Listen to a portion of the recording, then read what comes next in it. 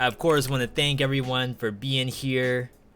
As I was saying yesterday, the first bit of the stream is going to start being dedicated to the tier list until we're done with the tier list. Who knows when that's going to be, because it's things taking me forever.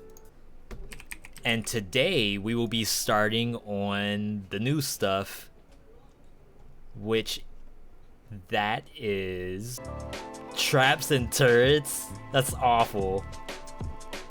Like, why in the world would I want to do traps and turrets? Wasn't shielding bad enough? No, I'm just kidding around. To be quite honest, I don't grab this stuff very often, but typically when you do, it just helps. There's honestly not many turrets here that you pick up and say, I really wish I didn't grab this. Now that we're on 1.2, almost every turret does something. Now, of course, some turrets do things better than others, but we'll get to that once they come around. Owls are tier S on the dot. I don't want to spoil anything. That's like Avengers in-game spoilers. You're not going to get any spoilers out of me today for the tier list. Especially since we have so many things in here. My lips are sealed. You guys are gonna have to speculate on where Owl ends up on the list. Alright, so Sinew Slicer is like the very first one that you get. Because it's the first one, obviously it's not gonna be the most busted trap of them all. Yeah, you can even see here it's always unlocked, so even if you do fresh save speed runs, chances are you're gonna find this thing ASAP. It's actually not that bad, like in terms of, so it's not insta-pick. It pretty much does everything except it shoots really low to the ground. So there's gonna end up being a lot of monsters you can't hit with it, which is unfortunate. But by the time you get into 4 BC and higher, and remember that's what this list is dedicated for, it's 4 BC up only. You end up with a lot of good affixes. There's a lot of things that deal bonus damage on bleeding. So, in this case, it's actually kinda okay. Bosses, kinda okay. Like, I don't think it can hit the giant's fist, but everything else it actually does hit. So, the tier list today is gonna be a little tough, because it's gonna be a lot of things where you just look at Sinew Slicer and compare whatever the item is to this. Like, this is the baseline it has to beat. If it can't beat Sinew Slicer, then it's way down here. If it does beat Sinew Slicer on, like, bosses, I guess, then it could probably fit into B rank. And if it does really everything better than a Sinew Slicer, it'll probably be an A. And of course, if you just grab it whenever you see it, regardless of whatever it does, it's probably an S. So I think that's a pretty good criteria to try to go by. Wolf Trap. So again, a lot of this stuff you can't really just knock off a point for being number 2, not useful on its own. That's a little unfair to a lot of these items. Some items, just like Ice Bow, are specifically designed to be used in tandem with something. But in 4 BC and higher, you guys would be surprised at how many like poison the target wolf traps you'll find. And that's not to say that like it needs an affix to be good, because even without the affix, it actually does something, which is stop slashers and bombers. Like, compare fighting bombers with a wolf trap compared to fighting them with the Sinew Slicer. Or failed experiment versus Sinew Slicer and versus Wolf Trap. In that situation, I feel like Wolf Trap is just better.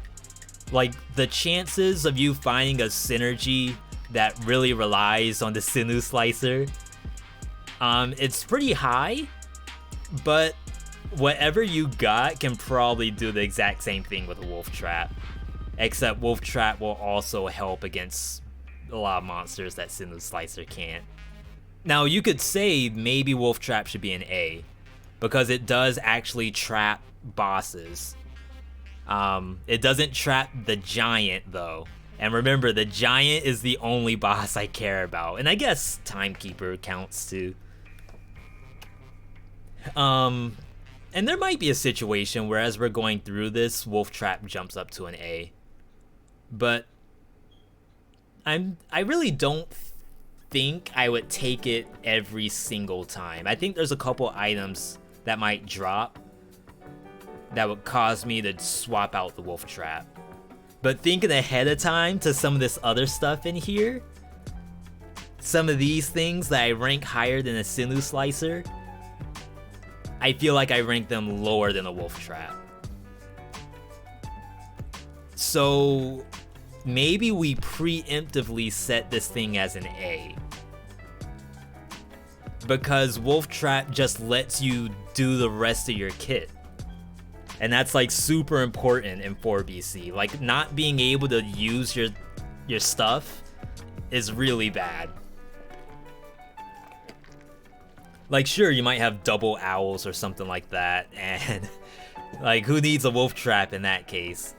But if you have something like Marksman Bow and you're fighting against something that is in like a short hallway and you can't exactly just run and kite, that's where Wolf Trap comes in.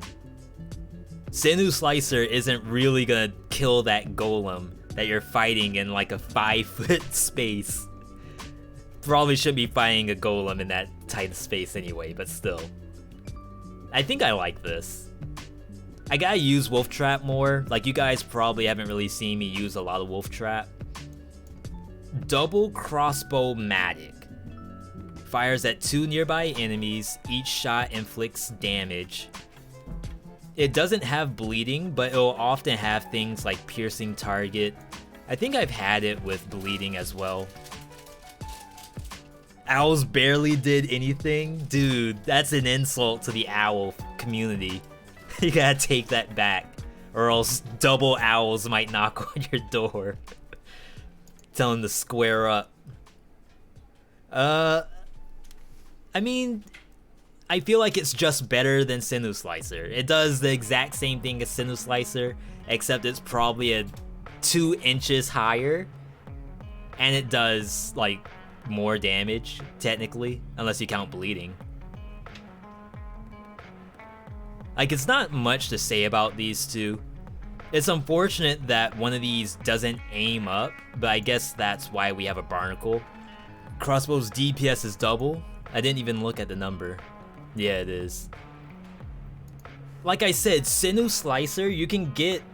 There's so many things in the game that give you bonus damage to bleeding.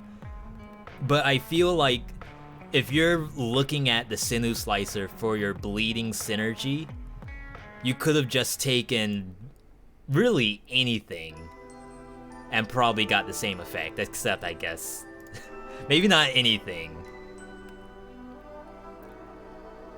Deployables actually might be kind of tough to do, like a tier list, a true tier list, because a lot of this stuff is going to be situational. Alright, so heavy turret. This one's going to be tough. Sinew is trash, it does little to no damage. Yeah, so right now I have Sinew Slicer as a C, because that's gonna be my baseline. Like, whatever I compare it to is gonna determine like if it's super better than Sinew Slicer or if it's no better than Sinew Slicer. And then we'll drop Sinew Slicer down to a D if items will fill in the C rank. So yeah, as you guys have watched the speedrunner community, heavy turret is kind of the go-to option right now. Even on builds where you're looking at Ice Bow, as like your primary attack, like things like the heavy turret end up being your main DPS. The DPS on heavy turret is actually kind of absurd, and you even get bonus damage for being in the area. Now what's interesting is I wonder if the 110 also calculates the 15% on its own. I feel like it would be kind of hard to not calculate it automatically. Thinking from like a dev standpoint, they wouldn't want players to just do the math that, oh, it's technically stronger than my other item because it increases its own DPS by 15%. I'm sure it's roped in. If it's not, then I don't know. So heavy turret also has crowd control built in. You'll see it do like very tiny stuns on concierge, sometimes even timekeeper on the very first couple of hits. It's not enough to really break it, but it's still like it does a lot of stuff that everything else does. It has oil. In some cases you have poison either around the target or victims explode into poison. Most of the time it pierces, so it like doesn't do anything wrong. It doesn't aim up. That's a thing. I'm pretty sure if it aimed up, it would be an absolute busted item. And then there would be like no need for Barnacle, except I guess Barnacle is out of the reach of enemies. But it's really hard to look at heavy turret. So, okay, the one time we looked at heavy turret and was like, that might not be the right choice, was versus the giant. And again, I feel like there's some monsters that you can't exactly like have a fair point taken off. It's not like ranged or melee where being able to kill the giant was mandatory. I feel like these things, it's okay if it doesn't kill the giant. Now, as we move on to other skills like grenades and activating, what do they call these? Powers, I guess. Powers, I could possibly deduct points for failing to kill the giant. But looking at the checklist right now, it doesn't really lose a lot of points. And there are a lot of instances where you would look at the heavy and just grab it regardless of what it does. Crossbow aims up enough to hit the giant. Yeah, I would love to... Well, I know there's mods out there for boss fight arena, like just boss runs. And maybe there'll be a situation where we do that. We just try every weapon versus giant and just see what happens. But for now, like if I don't have this thing as an S, I'm gonna get hate mail. We're gonna have people coming in chat spamming V.Gillian. Say just V.Gillian, heavy turret is an A, not good enough to be S. I respect that opinion. Alright, so Barnacle. I honestly really like Barnacle. The only problem I have with Barnacle is poor placement. There's a couple of biomes where there's a lot of holes in the ceiling, and if you aren't careful, you'll drop the Barnacle, and it will either shoot into the wall, or it won't shoot at all, or worse yet, it shoots something else, like an elite, that's way off in the distance, because the targeting selection was garbage. So for that reason, I can't justify it being an S, because there are some, and you'll say also that, yeah, I dropped a heavy turret, it pierced the first target, and now I aggroed an elite. Check the DPS, 52, just above double crossbow. Oh, you don't think this calculates the 2 arrows. I think it's the damage per arrow.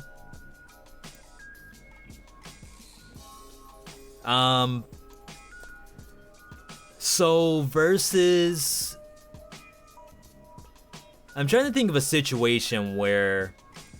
See, I feel like in most situations, I would take Barnacle and 4BC plus over the double crossbow. But maybe I don't really value the double crossbow as much as I should. This thing might need some testing to really like confirm if it's better than Barnacle or not. Oh, deals X DPS. Yeah, each shot deals X DPS. Oh wow, a couple of these things say that. So Barnacle, I'm really leaning towards the A. But my problem with Barnacle right now is certain fights, it ends up being placed poorly. And that might be a player issue. Maybe you're not supposed to deduct points just because the player failed to put it down in the right spot. I really wish I could see these like side by side to figure out which one I prefer over the other. There's also... this is also a possibility. But, this is like priority pick for me. I gotta try double crossbow more. I really gotta try that thing out. Yeah, it doesn't die easy. That's why I kind of like it for bosses compared to these other things. I think I'm gonna stick to my guns and go with this. I feel like the only situations I don't like double crossbow, I would have taken Barnacle instead. And there's no situation where I would have taken double over Barnacle. At least that's what I'm thinking of in my head. And again, like, this is... I always love the feedback from you guys. Because sometimes I don't even think about certain things like, yeah, the Barnacle goes away if it's flying overhead. But then again, like, it doesn't get punched by the giant's fist. It will probably take energy bullets. If it takes hits at all, actually. Alright. Flamethrower. I've been really struggling with Flamethrower. I'm not sure if I'm actually running out of range or not, but there's a consistent issue I've been having with Flamethrower where the flames will activate and deactivate. As if the range that you have to be next to it is less than a normal turret, but I don't think that's necessarily true. And I don't think this shows how far you have to be. Yeah, it just says if you move too far away. I guess no one actually did the measurements by... Not inch. What did we used to call the measurements in other games? A yalm. Y-A-L-M. You measure distance from the target to the player in yalms. If I'm fighting a giant and you can't use one Barney, it's gonna be too weak. You would take 2 though. I'm really leaning towards this. Alright, so Flamethrower, I'm really struggling with this thing. And comparing it to Sinew Slicer, saying Sinew Slicer is on par with Flamethrower is probably an insult. But Flamethrower, to me, has been having a really odd activation time. And the next time I see it, I might actually report it as a bug. If not, and I'm gonna have to like watch chat or something. Chat's gonna have to tell me, hey, that thing just deactivated and you're literally right beside it. It's hard to compare it to the other turrets. So, red builds, and this is, okay, using the giant, well, I guess any boss as an example. Oh, those are your 2 favorite emotes? those are my professionally done emotes, so I am glad that those are actually good. So yeah, we were talking about taking certain skills for brutality into bosses, specifically the giant in this case. I have used, at this point, almost everything versus the giant for brutality, except maybe Magnetic Grenade, Ice Grenade, and Swarm. And maybe Oil. I don't think I've used Oil Grenade like professionally in a long time.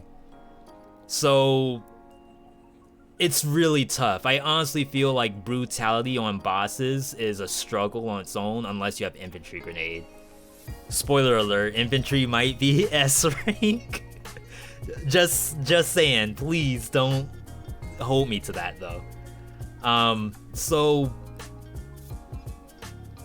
the concept of you need this kind of thing to fight in brutality, I almost don't like.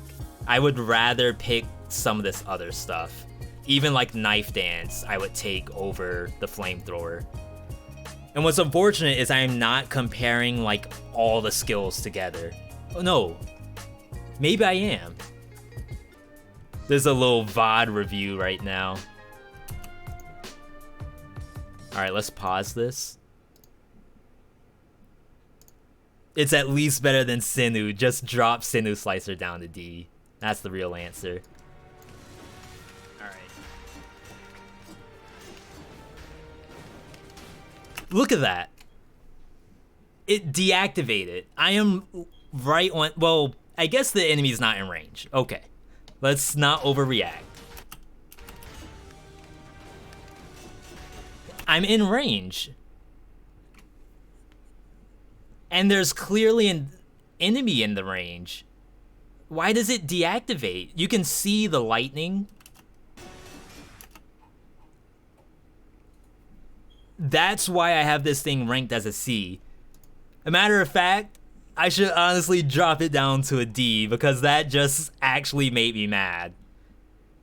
So it kind of like fires off the fire every 2 seconds or something, so long as there's a target in range. Like, what's the point of having it pulse? Why should it not just have a stream of fire? Who uses a flamethrower with pump action? I'm pretty sure any video game you play, you torch with a flamethrower. You don't pump action a flamethrower. Alright, let's do that. Because that honestly made me mad. I really think it should just have a constant stream of fire. And if they need to, they can reduce the duration of it because of the stream. But I don't know. Maybe that's just me. I'm sure you guys might love the flamethrower. And again, no offense to anyone, if flamethrower is your favorite item, that is perfectly okay. I'm not gonna stop using flamethrower. I am just... I guess I always thought that it should be a constant stream. I knew it pulsed, and I felt like that was a bug or something. Or I just didn't understand the range of it.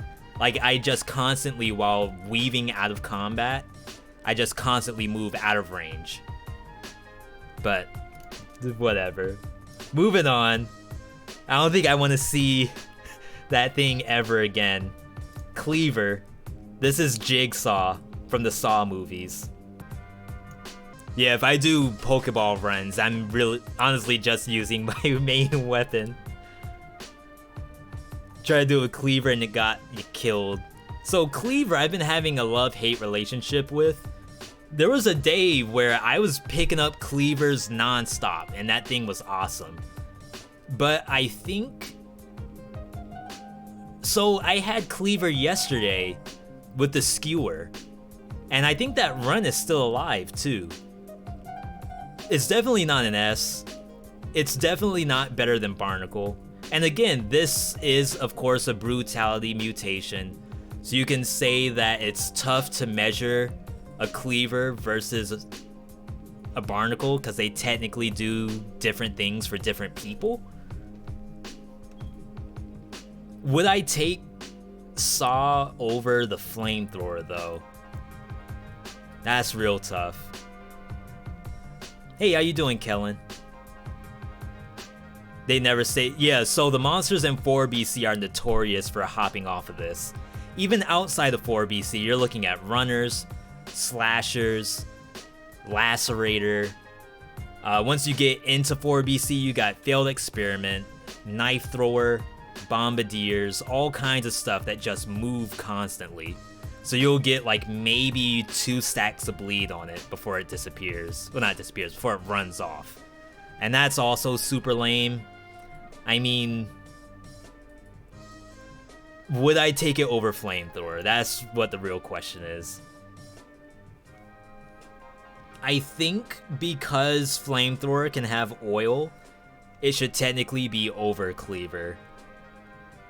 Cleaver also can do extends the bleeding around it. Hey, how you doing, Keither? I'm so sorry, Keither. You have the tier 3 emote. No, you don't have a tier 3 emote. That's the problem. You actually do not have a tier 3 emote. And I apologize for that so much. Yeah, I am also leaning towards this. But then I kind of want to do this. It's bad because I want to value this thing more. But I feel like, man. So judging by that giant fight, Cleaver's not going to do anything against giant. Flamethrower actually does. Going through the caverns, having to deal with demons and stuff like that, Flamethrower will actually do stuff to demons. Cleaver probably won't. I don't know what their like flying distance is, but even if a demon is flying overhead, there's a high chance that the Flamethrower hits it. So I think in most scenarios where Cleaver doesn't hit, Flamethrower would. Like I said, I used to use Cleaver all the time, and that's because of the extendo bleed. There's a not mutation, and a fix you can get for it where if it dies with the bleed, that bleed will extend across the map and stuff will just start melting. But in 4BC, sometimes you don't get the luxury of a Saw kill. Alright, so Crusher is what? It's not an S. I don't put it as an A.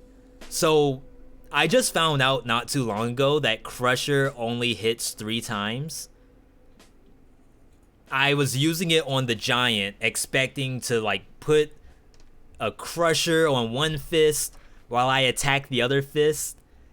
And I actually initially thought that he was destroying my Crusher somehow.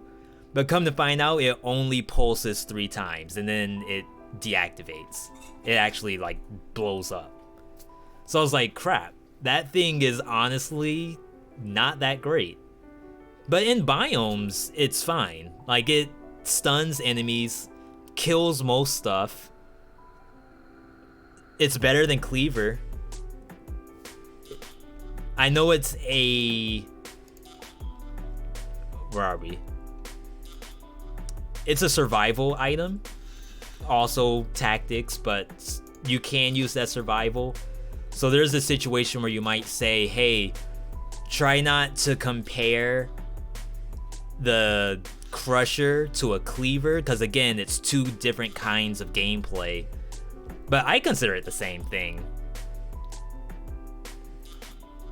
I like Crusher for elites. I like it for almost every biome. What I don't like is taking it into the giant. So I think there's a lot of situations where I'll prefer these 2 over the Crusher. But it's definitely better than Cleaver. and definitely better than Sinew Slicer. So right now, basically the B rank is just, is it better than these two? Now there might be a scenario where we drop Saw down and then drop one of these into C rank, but I think it's okay as is. Alright, and then the last skill, the newly buffed Kage Bushin, Tatami Shield, Shadow Clone Jutsu, whatever you want to call it. Ususemi Ichi is another name of it. But this is the Explosive Decoy. And what this does with the new buff is that once something kills it, it will actually explode into bombs around it. And the bombs do a fair amount of damage. It looks like it might deal 110 damage per bomb. X damage done. Kirby saying the invisible was useless. Hey, I snuck past that elite. I stole the item that was in the area above it. And then I had to fight the elite to get out of the room. But if I waited, we could have invised up and actually gone past it. Yeah, the teleportation is something that you have to get used to. It ends up being if you do like a down slam, or if you do any other ability after you press Explosive Decoy, you become visible again.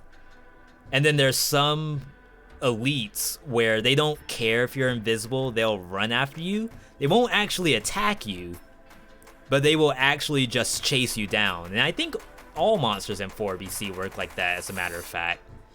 If they see you initially, they'll chase you until you're visible. They just won't attack you. Shoutouts to anyone who remembers the cheese that we did with streamer mode, where we had the Captain Chicken destroy the elite on its own while I was invisible. That was legit, but that has nothing to do with this. It's not better than Heavy Turret. It's not better than Wolf Trap. So for a tactics build, I would rather take Wolf Trap over this, even though they kind of might do something similar to each other, where it's designed to just keep a monster where it is and then hopefully kill it. Crusher kind of does that, but the monster can fight you the whole time. Whereas this thing, you can like drop it in front of a shield bearer and it might kill it. Might not. Who knows? You must have missed that. There might be a clip somewhere.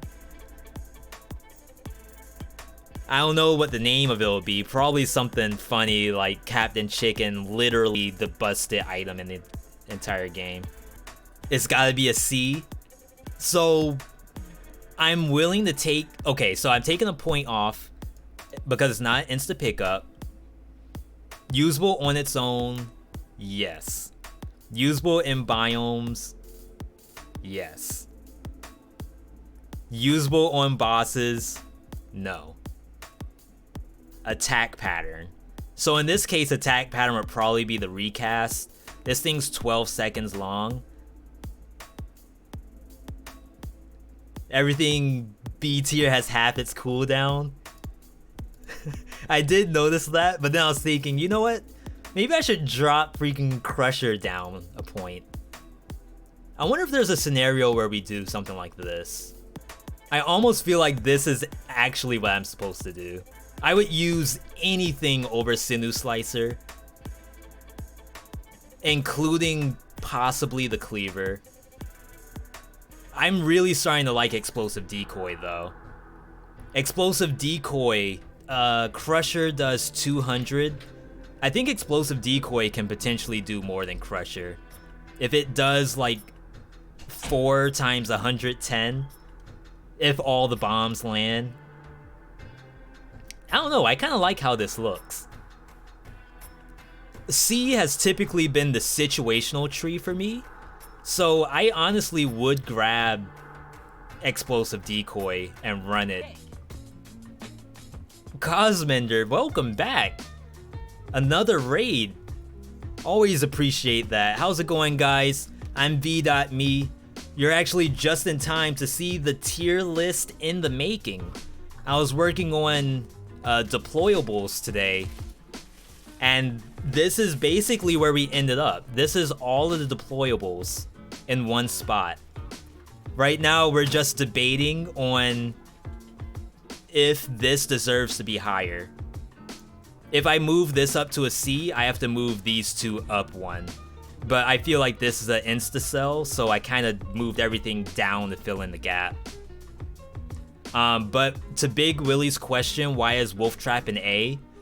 Because in 4BC+, Wolf Trap actually often gets some kind of killing ability on its own.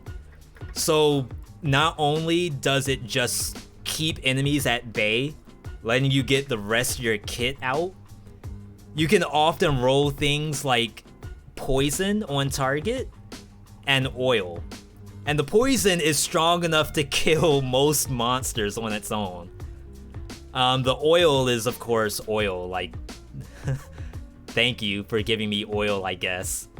But it also works on every boss except for the giant. And I can't really deduct points from it because you're fighting everything but the giant. You could technically just not go to caverns if you plan to use this. Like, this thing completely decimates Timekeeper. Yeah, Wolf Trap with the Poison Cloud is so freaking good. I love it. Yes, I also got Poison Cloud from Cosmender. I literally didn't know how strong Poison Cloud was, and I know that these things often get Poison Cloud, but I never actually saw it in action until he was in Forgotten Sepulchre, dropped the Poison Cloud Wolf Trap, and it killed the monsters on its own and resolved his curse. I was like, wait, that's busted.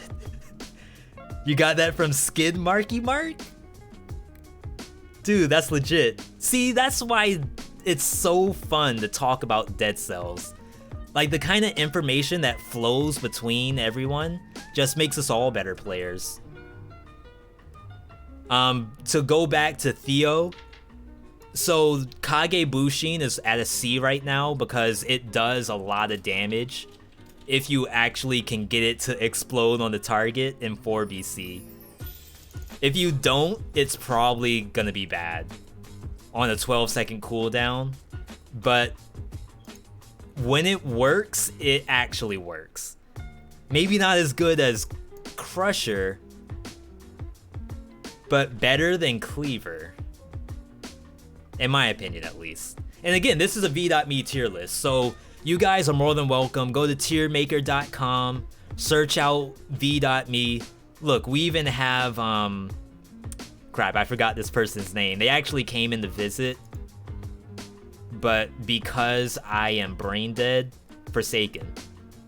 So Forsaken actually came in and said they were building list 2 off of the template that I put up. So it's wicked fun stuff. Alright, so let me save the tier list. I do believe this is locked in. Alright, but let's play some Dead Cells. It's 8 o'clock. That means I have to switch to actually playing a game. You can't be in the Dead Cells tag for an hour. I'm gonna get banned. No. Okay, so here's the list as we had it last Tuesday. I did deployable skills. So far we have one S rank item, which is Heavy Turret. Now, as I said, I did some gameplay over the weekend, and the Flamethrower seems to be the only thing, like this and Barnacle, seem to be the only thing that are remotely competitive against the giant. Yeah, Heavy Turret can hit the fist, but he'll one-shot it, and technically I think he one-shots the Flamethrower too, I think I have some footage showing otherwise though. Besides him just knocking it off the platform, when he does like the single fist slam downward, my Flamethrower actually survives it. So I don't know what that's all about. But today we're actually gonna focus on grenades, which is kind of a decent sized list. I actually think I'm gonna build onto this same list, which is a little awkward because most of this stuff is tactics and most of this stuff is survival. So as I go through this, there might be a need for me to swap into 2 different tier tables, but for right now I think I'm gonna leave it as is. So the very first one on the list is Infantry Grenade, and I've actually really been using Infantry Grenades a lot. So for those who have watched like the speedrunners, Infantry Grenade was used for a little while in custom mode, but then people kind of stopped using it in exchange, especially when you're on 5BC. Like double infantry grenades usually won't just one-shot the entire mob that's around you, and the size of the explosion isn't big enough either. So most of the time people go double powerful grenade on a 5BC speed run. So what it does do is it's like a 4-second recast grenade, which is actually like, I mean, I can't say it's better than powerful grenade because technically it's not, but when it comes down to going through promenade, and if you want to do it like within a reasonable time frame, let's say you want to get through promenade by 20 minutes, and that's a really, really long time, Infantry Grenade kind of helps with that. Now powerful, of course, will one-shot the whole mob. If you mob the entire map up, toss a powerful grenade or 2, it'll probably kill them. But the Infantry Grenade actually helps out with a lot of these other like primary weapons that don't really have a lot of safe attack patterns. So say like Nutcracker, Broadsword, there's a lot of situations where you can't get off the second piece of the combo, or you have a bat that's flying towards you and you're using something like War Spear, and there's actually 0 chance you hit the bat with this. That's where Infantry Grenade comes in. So the Infantry Grenade ends up being a kind of safety button in the same way that Powerful Grenade also works. But Infantry Grenade is of course a shorter cooldown.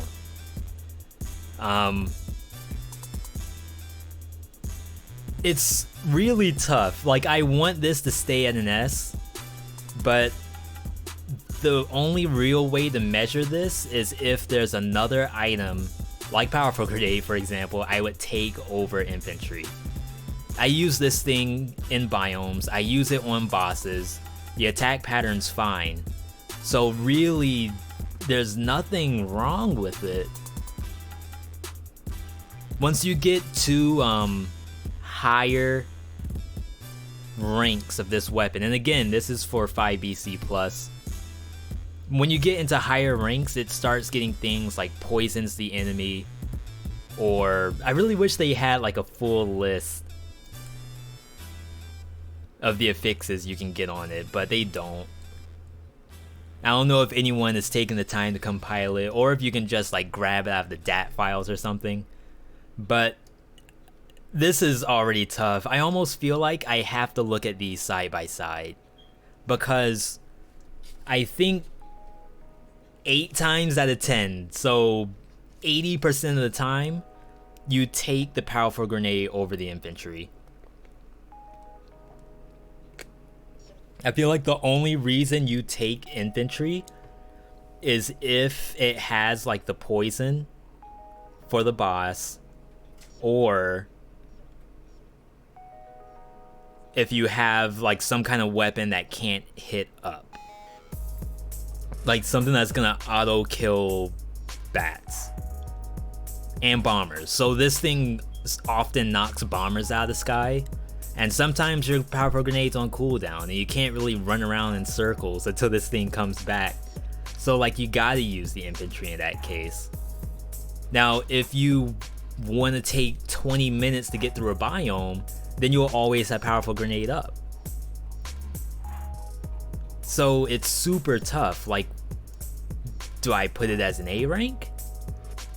Or do I keep it as an S? I think this is like the hate mail prevention setup right here. Is you make this an A and this an S, and that way everyone's happy. The only person who will actually be happy if I put this at an S is gonna be me. So why don't I stick this thing as an A? And again, it might boil down to us going through the entire list, because maybe I'll find something in here that's worthy of being an A, and then this gets pumped up to an S. But looking at this list, I'm a little on the fence. That list is looking a little suspect for other A rank stuff, so maybe I have to have this here just to have an A rank item. Alright, so cluster grenade. And again, the new measurement for grenades is basically gonna be, is it as good as powerful? If not, is it as good as infantry? And I feel like cluster is really bad right now compared to those two. Here we go. So I'm gonna go ahead and just, well, I can mark it as an A, just to have it in line for right now. So one cluster grenade does 50 damage. One infantry grenade does 90 damage. So you need 2 clusters next to each other to deal the like 10 more damage than infantry. And in the span of 20 seconds, you can get off 5 infantry grenades, which is more damage than 1 cluster grenade does. Now of course, like once you hit the 20-second mark, then it goes again, and then infantry has to catch up again after that. And that's like boss fighting kind of speaking, but that's never gonna happen because it's a cluster grenade. It's never gonna hit the boss more than like twice. So not in the time frame, but in the spread. Like the spread, the nerf that they did to the cluster grenade is so awful in terms of getting out damage in 20 seconds. Like you just can't do it. I'd rather have either fire grenade, probably not magnetic, but I would probably take fire grenade, maybe even root grenade over this thing. 3 seconds, 30 damage per second, so it does 90. Yeah, that's actually not that great. But still, cluster grenade got nerfed pretty hard. I feel like it's worse than infantry on bosses. Like the only time I feel like cluster is good is when you spawn an elite and you're in like the elite's living room where the door's closed and it has a wall on the other side, or any elite that has that kind of setup, to be honest. Being able to toss a grenade into that room and maybe get 3 off is actually pretty good. There's also, like, if you're standing over top of a platform, like looking down into a hallway and there's just monsters running around, being able to toss a cluster grenade into that and reduce everything's HP down by 10%. I don't know how much a grenade would actually do to like a prison depths monster. That sounds actually awful. But like it's damage. If you think about all of this stuff, I mean, stunning the big mob or rooting them in place lets you get off the rest of your kit, but hey, you did like 10% of the monster's HP bar. And I'm probably underestimating this thing.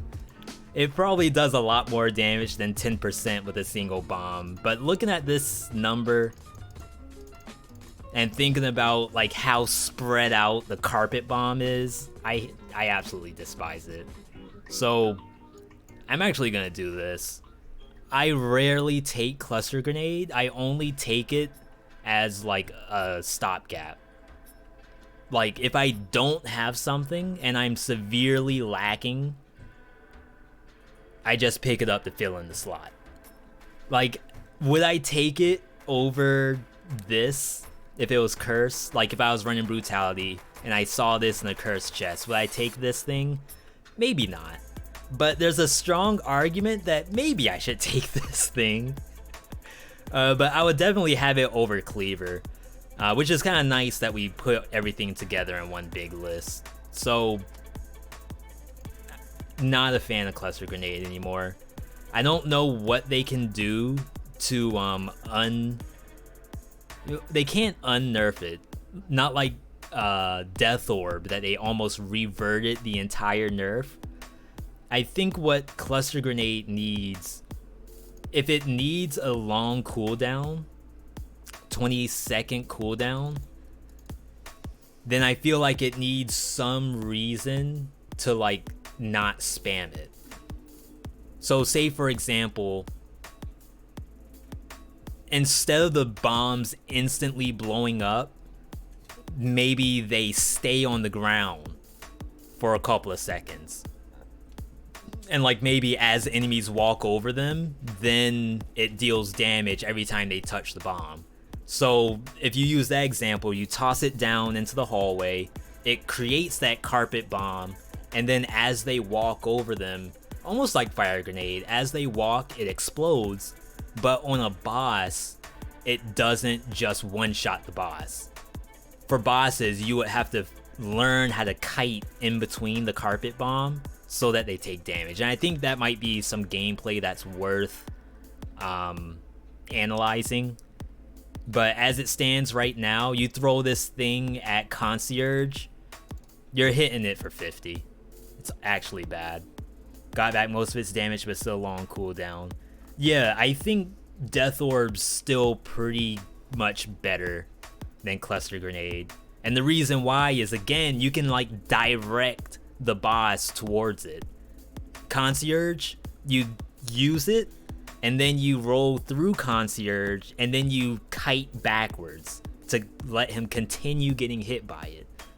You can almost do the same thing with Timekeeper, and then in the Giant, it'll go through one fist, and then it'll actually hit the other fist. So it's like, it can do more than Cluster Grenade. So, I mean, should this thing go down to a D? Probably not, but we'll keep it as a C right now. Alright, let's move on to Ice Grenade. Ice Grenade, you start off with this. So you'll be using Ice Grenade for a long time, but this is a 5 BC tier list, and in 5 BC, damage and utility is king, like side by side. If it doesn't one-shot the enemies, it needs to do damage and keep them at bay so you can get the rest of your kit out. Ice Grenade has 18 seconds. Jeez. But like I said, I was playing a lot over the weekend, and I actually used Ice Grenade an awful lot. 10-second cooldown for cluster.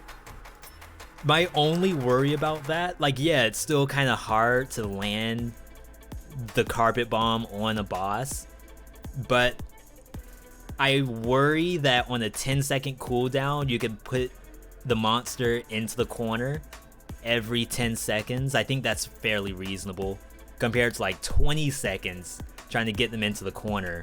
Sounds like a bad time. But Ice Grenade, I used it over the weekend a lot. It's not an A. Like, I don't think it's as good as Wolf Trap. And it's definitely not as good as Infantry Grenade. But what Ice Grenade does is that it freezes enemies, and then when they pop out of the freeze, it also slows them in 5BC. So like in the higher tiers of Ice Grenades, it does more than just freeze stuff. And I think that's why it's actually kind of good. Tier 1 Ice Nade does the same damage as Tier 13. Yeah, so damage-wise, and this is kind of tough because like we were saying with Wolf Trap will actually kill a monster. Ice Grenade won't, but like once you get to like a rank 7 Ice Grenade, it starts doing a ton of stuff. Like Thaw is slowed. It has damage reduction, that's right. And damage reduction is pretty rare right now. Like you're taking a 30,000 damage attack down by like 2.5. So like yeah, you can say 27,000 damage is still a lot of damage, but it compounds. Like that damage reduction does more when you put the necklace into it. It's like someone did the math. I don't know what it is, but point is that Ice Grenade can give you Thaw, like slowing on Thaw. It can give you bleeding on Thaw. They're weapons that do bonus damage to Thaw, well, enemies that are thawing out. You can get enemies freeze other enemies when they die, and a bunch of other things. And I feel like that by itself makes it actually kind of good and kind of worth using again. 18 seconds is a long cooldown. I don't know if it's worth it to use cooldown reduction in Brutality. That's like not all that great. But I honestly feel like if you were using Hunter's Instinct, which is cooldown reduction on tactics, I think there's a real argument to start using Ice Grenade. Against bosses, it's kind of whatever because they'll start building resistance eventually, but I think the amount of affixes you can get on Ice Grenade actually makes me like it a lot. So for now, I'm gonna leave it as a B. I can't justify having it as an A because Wolf Trap's better. Yeah, as far as the cooldown goes, I'm gonna assume that the devs want us to use cooldown mutations, but right now not a lot of people are. So maybe if we find like a really cool crit build, we might try. Well, I would still get Hunter's Instinct, I think. I don't think I would go like Assassin Dagger with a crit build, but maybe it's worth trying. I have yet to do it. Fire Grenade, on the other hand, so not as good as Infantry. I mean, not as good as powerful, but it actually can do stuff. Enemies burn for 3 seconds. I wonder how long the fire lasts. I'm pretty sure the fire on the ground lasts for more than 3 seconds. As long as they're in it, then it starts stacking damage. And they actually buff the Fire Grenade too. So Fire Grenade, unfortunately, I haven't seen a lot of cool affixes on it. I feel like it doesn't do as much as Infantry does, but it does a whole lot better than Cluster Grenade, I'll say that much. It gives you that fire damage that pretty much every weapon used to want back in the day, and 30% still not that bad to scoff at. The only thing I kind of wish was that Fire Grenade had the same kind of spread as Oil Grenade. Like, I almost wish it put fire like on more of the screen, but I feel like that's really dangerous. Maybe broken. Being able to like instantly kill bats on the screen, being able to just aggro every freaking bomber that's alive, it's actually really dangerous. Yeah, so, man, what speedrun was I watching? Let me see if YouTube will still recommend it to me. So, partly what I've been, like, measuring the success of Powerful Grenade is watching a lot of the speedrunners who do 5 BC, 4 and 5 BC. And most of that isn't actually using, again, most people don't use cooldown reduction from the look of it. But this is a lot of custom mode gameplay. So with custom mode, you'll be picking things like Giant Killer. And that's where most of your damage is coming from. And one Powerful Grenade probably does as much damage as the final hit of Giant Killer. So in that case, Giant Killer to me isn't that great against bosses unless you have cooldown reduction. But getting cooldown reduction is like a real hard bargain in 2019. It shouldn't be, because it helps. But like in exchange, like you're using Dead Inside and you're using Necro, so you have one more slot, which is probably dedicated to emergency triage or something. I don't know. I almost feel like I want more mutation slots, but 3 is what we're balanced around anyway. So I actually like Fire Grenade where it's at. I would honestly take Infantry over Fire, unless the Infantry did absolutely nothing. 1 tier below Power. Yeah, and we might fiddle around with it. It could be the case where I value Infantry too much. Now, Magnetic Grenade. This, again, I was playing over the weekend. And I used Magnetic Grenade as much as I could. I honestly did. Mostly with Brutality builds. With the concept that there's a lot of stuff on the map. And Magnetic Grenade can hit everything on the map. So if you think about Toxic Sewers, it kind of hits everything in there. But come to find out, Magnetic Grenade doesn't always pull bombers to the floor. It doesn't stop Failed Experiment from jumping out of it. It really screws up the knife throwers. Like, if you throw a magnetic grenade at the knife thrower and you have all of these monsters on top of each other, all of a sudden you cannot see the knife thrower daggers anymore. Of course, it pulls in the bombs from bombardiers, which is, it's okay, kind of novel, I guess. And then runners can also teleport out of it. So I'm honestly not liking magnetic, even though there were people saying, oh, my magnetic grenade is doing as much damage as an infantry grenade. I mean, not that I want to call BS on that, but this thing deals 12 seconds, 12 damage across like 5 seconds. So that's 60 damage compared to 190 damage infantry grenade.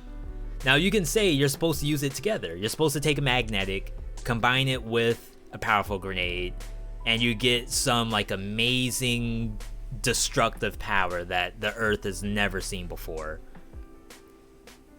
But in 5 BC, you could just kite all the monsters to one area and then just throw the powerful grenade anyway and kill them all.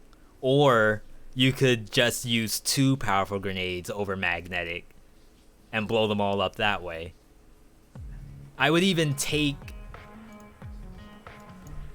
the cluster over the magnetic. I feel like if magnetic had a bigger suck, so like failed experiment couldn't jump out of it, then this thing would be actually good. So the difference would be it doesn't stop the enemy, so all the range stuff could still actually shoot you. But this thing needs to be like a black hole to actually be good in 5BC plus, 4BC plus. Like, it's not the suction cup power of this thing is absolutely underwhelming in almost every sense of the word. Like, you throw... So my other idea was you take this thing against Arbiters, and Arbiters can get, like, breached, I guess is the word, really easily. Let me see if there's any breach information on this. It's lightning, so it actually deals bonus damage in water, which is kind of fun. So the other idea was you throw this thing at an Arbiter, and you'll be able to, like, in a brutality build with no shield, this is your defense against Arbiters. But I did that, and come to find out, the Arbiters don't care about Magnetic Grenade at all. They will continue to shoot at you, regardless of being sucked into the black hole. And a matter of fact, because they get pulled in, the trajectory, and this is so awful, the angle that they're shooting at you with the Magnetic Grenade changes because of the suck. And then when they actually go to fire it, I actually think the missiles stay exactly where they are. So it doesn't travel down with it as it gets pulled. Once it casts the bolts, all 5 bolts come from that spot no matter what. So you will see that the Arbiter is like pulled down to the next floor, but the missiles are actually coming from upstairs. And it is the most triggering thing. I hate it so much. I don't think it's an insta-cell. Maybe it is. But, yeah, you do. So, okay. Until I see this thing stop an Arbiter or stop a Bomber, it's an F. In my opinion. Like, if it's supposed to be for crowd control, and it doesn't do that, like those 2 points. Stop an Arbiter, stop a Bomber. It's trash. If it stops one of those, I'll promote it to a D. If someone out there gives me the footage of this thing interrupting a Bomber, I will gladly bump it up to a D. But for now, Stun Grenade. Okay, so for those who have seen my stream before, you'll know that I pick up Stun Grenades a lot. And the reason why is when I use items like Broadsword, like Shovel, Stun Grenade just helps. Like, yeah, those weapons can kill stuff on their own, but in 4BC plus, Stun Grenade does a lot of extra stuff besides just stunning an enemy. You can get a shield that lasts for like 0.0265 seconds. You can get oil. It actually will put oil on the enemy, which against a boss is actually kind of decent. So is it better than powerful? No, it's not. Is it better than Infantry or Wolf Trap? Probably not. This thing is 18 seconds compared to Wolf Trap, which is 6.5 seconds for 14. Wow, why is Wolf Trap so much better? Holy crap. Wolf Trap also like increases damage sometimes, or you'll get like damage reduction while you're near it. That's already better than Stun Grenade. I almost wonder if I should like stop using Stun Grenade over Ice. The cool thing about Ice is that, well, they get stunned for the entire 2 seconds.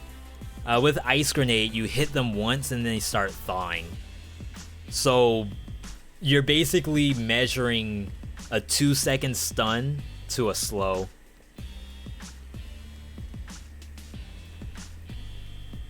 And I'm not quite sure. I might be doing that. Now this is, okay, so again, this is a Veedotme tier list. So I have to apologize for that ahead of time. But I value Stun Grenade pretty heavily.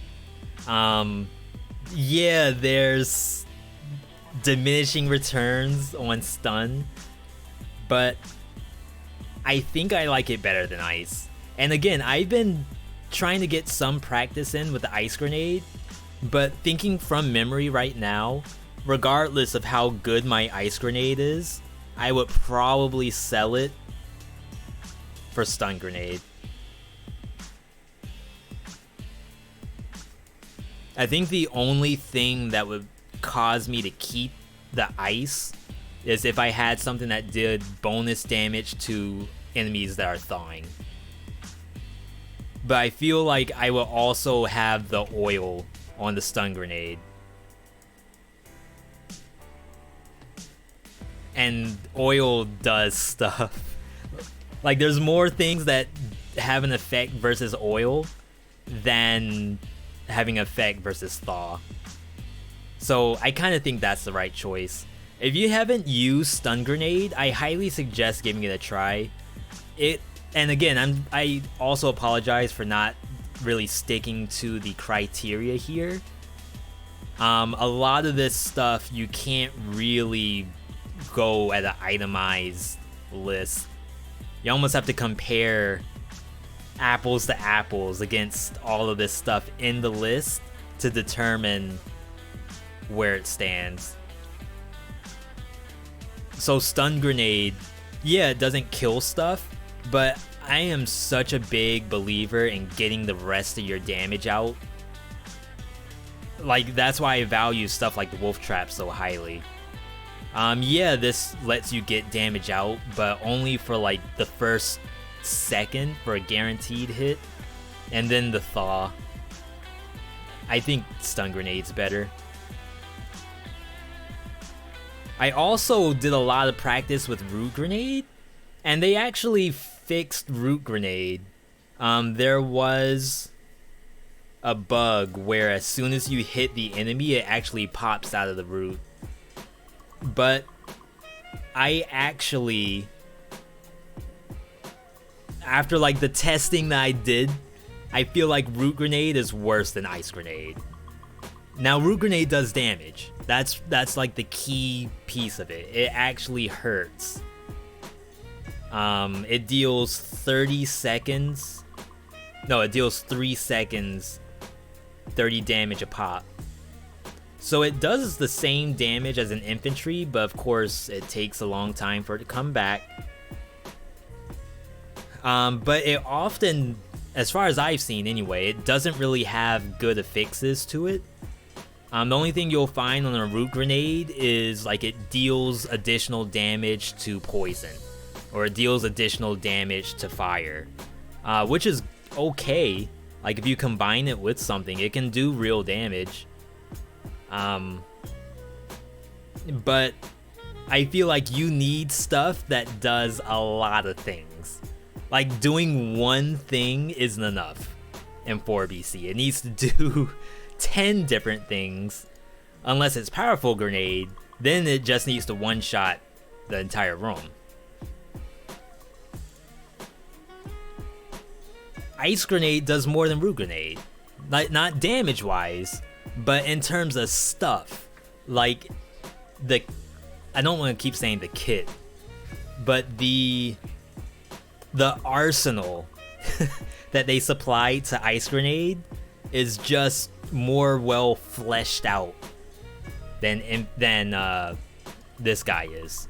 And if you want to talk about range, again, if Root Grenade hit everything that Oil Grenade does, which is a lot of stuff, like the range on Oil Grenade is massive. If Root Grenade had that same range, it would be busted. But in 5 BC, I could probably stun the same targets relatively successfully than just throwing out a Root Grenade and stopping whatever they are, wherever they are. Like, if you're in a hallway and there's an Arbiter, like on the other side of a pit, I guess, and then in front of that is a Lancer, throwing the Root Grenade is okay, but the Arbiter is still shooting you the whole time.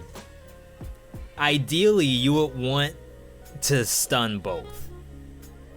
And that's basically like the Arbiter shoots, you roll through, jump onto the Arbiter.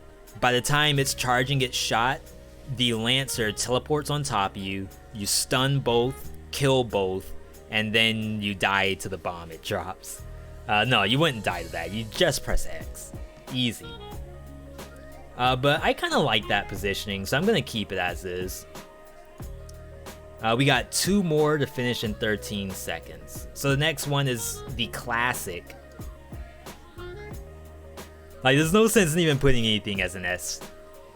Like, nothing can probably do what Powerful Grenade does, unfortunately. What'd you miss? Just, like, you can see the list here. Some stuff got rearranged. Some things got demoted. So we're on Oil Grenade now, so we just have 2 more to finish. Oil Grenade is the classic item. It actually deals damage. So for those who don't know, Oil Grenade, not all of the oil all over the map, but the Oil Grenade on the initial impact area actually deals damage. Like, you might be able to kill a Bombardier with an oil grenade. Obviously, it won't kill a failed experiment. It's not Powerful Grenade, but it actually hurts if you land it. And then 5 BC gameplay, you might find a lot of stuff that causes enemies to ignite when they die. Or you might be running something that crits in oil. It's not... Like, this relies on a lot of stuff to make it work. But it's usually not a terrible pickup. It's an investment. Again, just like the venture capital investment we did with boomerangs over the weekend, if you invest your 401k into the oil grenade, it will actually pay off later. Now, because I'm playing in normal mode, that's kind of a risk that you take, and you might dump off a lot of money in order to make this thing actually playable. And that's what normal mode's all about. It's random, so that's gonna happen. In a custom mode environment, you would probably automatically combine Oil Grenade with something else that works in oil. Now you might say, hey, if I'm playing custom, I'm just using double powerful. Like, why would I play custom mode to use oil? And the answer is for fun. Like, you use it as a fun option. It may not be the optimal choice. It may not be the safe choice. What it is just a whole nother kind of gameplay that's actually a lot of fun. So I'm putting it in the C, which is like the situational tier. It works well when it's supported. You can't use it by itself. Plain and simple. Alright, so the last thing on the list is Swarm. Those are wormettes for the OGs out there, the original viewers. Okay. I don't even know why I bother playing things in S.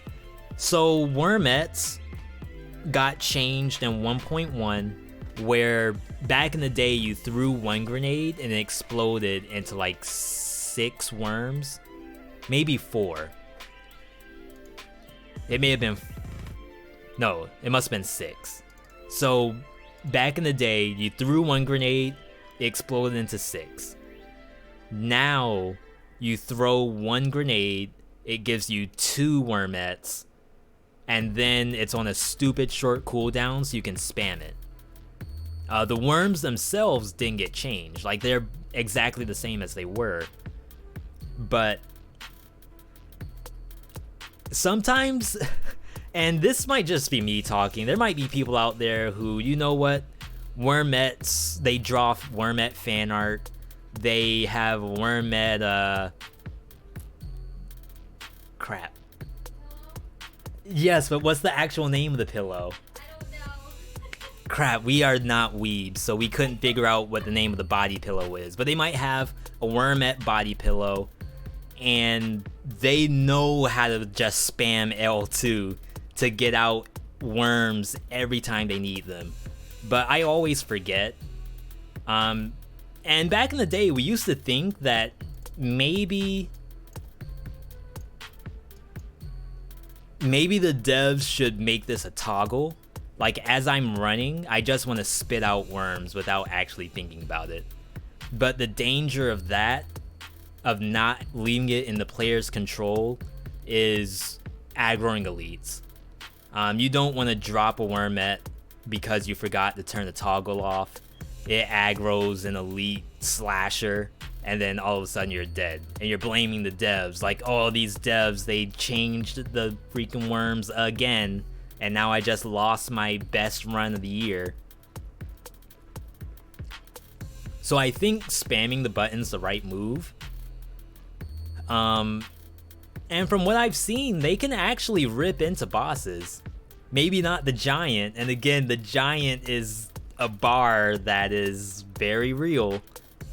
If you took wormettes into the giant fight, you're probably trolling, or you might just be experimenting. I experiment all the time, so it's fine. It's not always troll. But against Timekeeper, it actually hits Timekeeper. Against Concierge, it will hit Concierge until he does his flaming attack. That kills all the worms, but then you can just spam them again. So it's actually not half bad against that. The only problem with the worms is that they don't do anything. And you can't measure the DPS very well, apparently. How in the world do I know how much damage this thing does? They deal 8 damage per bite. Interesting. 16 DPS per biter. If they stay out, that's real damage. But I don't think it can be a C. I feel like if I were to put this thing in the same rank as these guys, that's probably not good. It's probably about as good as Cleaver, to be quite honest. Thinking about fighting bosses, Cleaver does about the same thing as this. Like, these won't even tank most of the boss attacks. It'd be cool if, like, the Timekeeper does the slash and it actually, like, stops on a worm. But it doesn't actually, like, there's nothing in the game except parrying that actually does that. So it's probably broken if these could truly tank attacks. Like, imagine if the giant, like, did the punch across the screen and the worms blocked it. Like, that would be high-key S rank right there, just as a preventative measure. But because they are wee little insects, well, leeches aren't insects. Closely related to oligochates, which are earthworms. So they're a form of worm, apparently. See, educational stream right here. There you go, Kirby. Wormettes. I gotta make it D rank. I can't justify having that any higher. Alright, let's save this. So that was actually the last of the I'm gonna make another marker so I can remove the leech stuff. So that was the last of the grenades. I don't know if I can do all the skills tomorrow. This is actually a lot to talk about here. So I might actually have to split skills. They call these powers, actually. I might have to split powers into 2 separate days. But I kind of like how this looks, to be quite honest. I was a little afraid of mixing deployables with bombs, but I think it worked out pretty well. So either way, I had a GIF where we actually solo killed an elite archer just by spamming worms.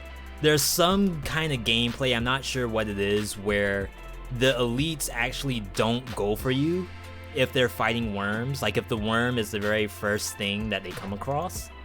I'm not quite sure how to like replicate that on a 100% basis, but I feel like that's the key to making worms good. So imagine like going into the elite room, you break open the door, and then you throw worms in constantly. They are actually able to kill the elite that way, but there's gonna be a point where the elite actually goes for you, and I don't know how to prevent that. Alright, so as I said, we're gonna get started with the powers. And we're actually gonna be starting off with Reddit's favorite. For all the OGs out there, you remember seeing the double Death Orb builds with 80% CDR, and it was actually super strong. Like, really, really ridiculous. And then Death Orb got nerfed pretty hard, where it was borderline unusable. Like, you could barely kill one slasher off one Death Orb. It would actually fizzle before it killed the enemy. Whereas it's this like amazing black hole that's supposed to be ripping through enemies. Instead, it just disappears off your very first target. So since the nerfs, it's only not as good because they actually increased the duration again. They increased the amount of damage it can deal, so it stays relevant in a fight for longer. But the problem is it still has a wicked long recast. This thing is 20 seconds. So it's as long as a cluster grenade, which is actually terrible. But the difference between cluster grenade and this thing is that you can actually direct the enemies into the Death Orb. If you're fighting Concierge, you toss Death Orb into him, you roll through him, and then you kite him into the Death Orb. You can also take this thing into like toxic sewers with Hunter's Instinct. Any map that has a dense population of monsters, this thing actually works really well with Hunter's Instinct. The only problem... Oh, I have to get Tears back. The only real problem with this thing is the duration. But I feel like versus a boss, and it lasts for 12 seconds. So if you can find a way to deal that damage, like in a 20-second period throughout a boss's health bar, it should be up within like the 8 seconds. Now that's really like asking for a lot. That's basically saying that you want this thing to never come off the target and to always be dealing damage for the entire 12 seconds. That's probably not gonna happen, but this thing can deal a lot of damage. Is it worthy to be an A rank though? I would probably take this over it. Barnacle is actually pretty decent, and the recast on Barnacle is much shorter, only 10 seconds. So you can keep hitting the enemy. If you're thinking bosses are the problem with Death Orb, you can always get these off. I feel like biome fighting, this is still really good. People don't use it as much because the name of the game now is just Marksman Bow or Nerves of Steel. I would love to see if people are using this in custom mode. I feel like it's probably getting underutilized. But I like it a lot. I just don't think I would take it in the same tier as this guy. Definitely not an S either. Back in the day when we had 80% CDR, yeah, that was an S, but not anymore. Tornado, on the other hand, I've been really struggling with having really good tornado games without relying on Parting Gift. And when you look at the, I'm pointing as if you guys can see what I'm talking about. It's actually this right here. When you look at the criteria, this thing isn't all that great against bosses. It does 80 damage every time it goes through the enemy. And you have no control over it. It's really good in biomes, I guess, when you're using Parting Gift. But I feel like it's only in that scenario where I take it. Now, there was like a little bit of gameplay where you guys were thinking that, oh, if you have an enemy in a small area and you toss a tornado down, you'll do a massive amount of damage. But the thing is, this is a 4BC plus tier list. So the chances of you dropping an attack on an enemy and it not chasing you is fairly slim. So this becomes good in a hallway where you can just like use it to push through everything. But then after that, it doesn't do anything else. It activates your Parting Gift and throws at other enemies. So in all honesty, I really haven't been picking up Tornado, except when used with Parting Gift. I don't quite know what would make it better. I'd almost say if there is something you could do to like call the tornado back manually, but that's probably broken. Because you can imagine a player like spamming L2 on the boss and having it constantly go back and forth. And it's a 24-second cooldown? Man, I didn't even know that. Holy crap. Yeah, so there's one scenario I take this tornado, and that is the only thing that makes it appear on the like 5-point bulletin here. 2 mutation reliant. I haven't seen any good affixes. Like, it can put oil on enemies, which is kind of cool, but it doesn't do anything in oil. I've seen like double damage tornadoes, which is kind of cool, but typically in 4BC, it's gonna pass through the one time unless you're fighting in a long hallway. So I honestly haven't been taking it that much. Reflect and drag is nice. Yeah, I agree. But only the reflect. Like, the drag is cool for sure, but if you don't stay on the same platform, the enemies just teleport to you. So this thing, Knife Dance. And I gotta use Knife Dance more. Actually, do you start with this? No, it actually drops from bats at a 0.04. This is tough. Would I take Death Orb over this? I don't know. If I was playing Tactics, it's almost like 2 different situations. You'll take this thing because it does the bleed, and the bleed is actually really strong. I've been able to like do some giant fights just like with this carrying me. And I've yet to actually use this thing on the giant, but just thinking conceptually, it's probably just as good. Cooldown on Knife Dance is 16 seconds, so it's a little less than this. Wow, 40 bleed per second. I wonder how long the bleeding lasts.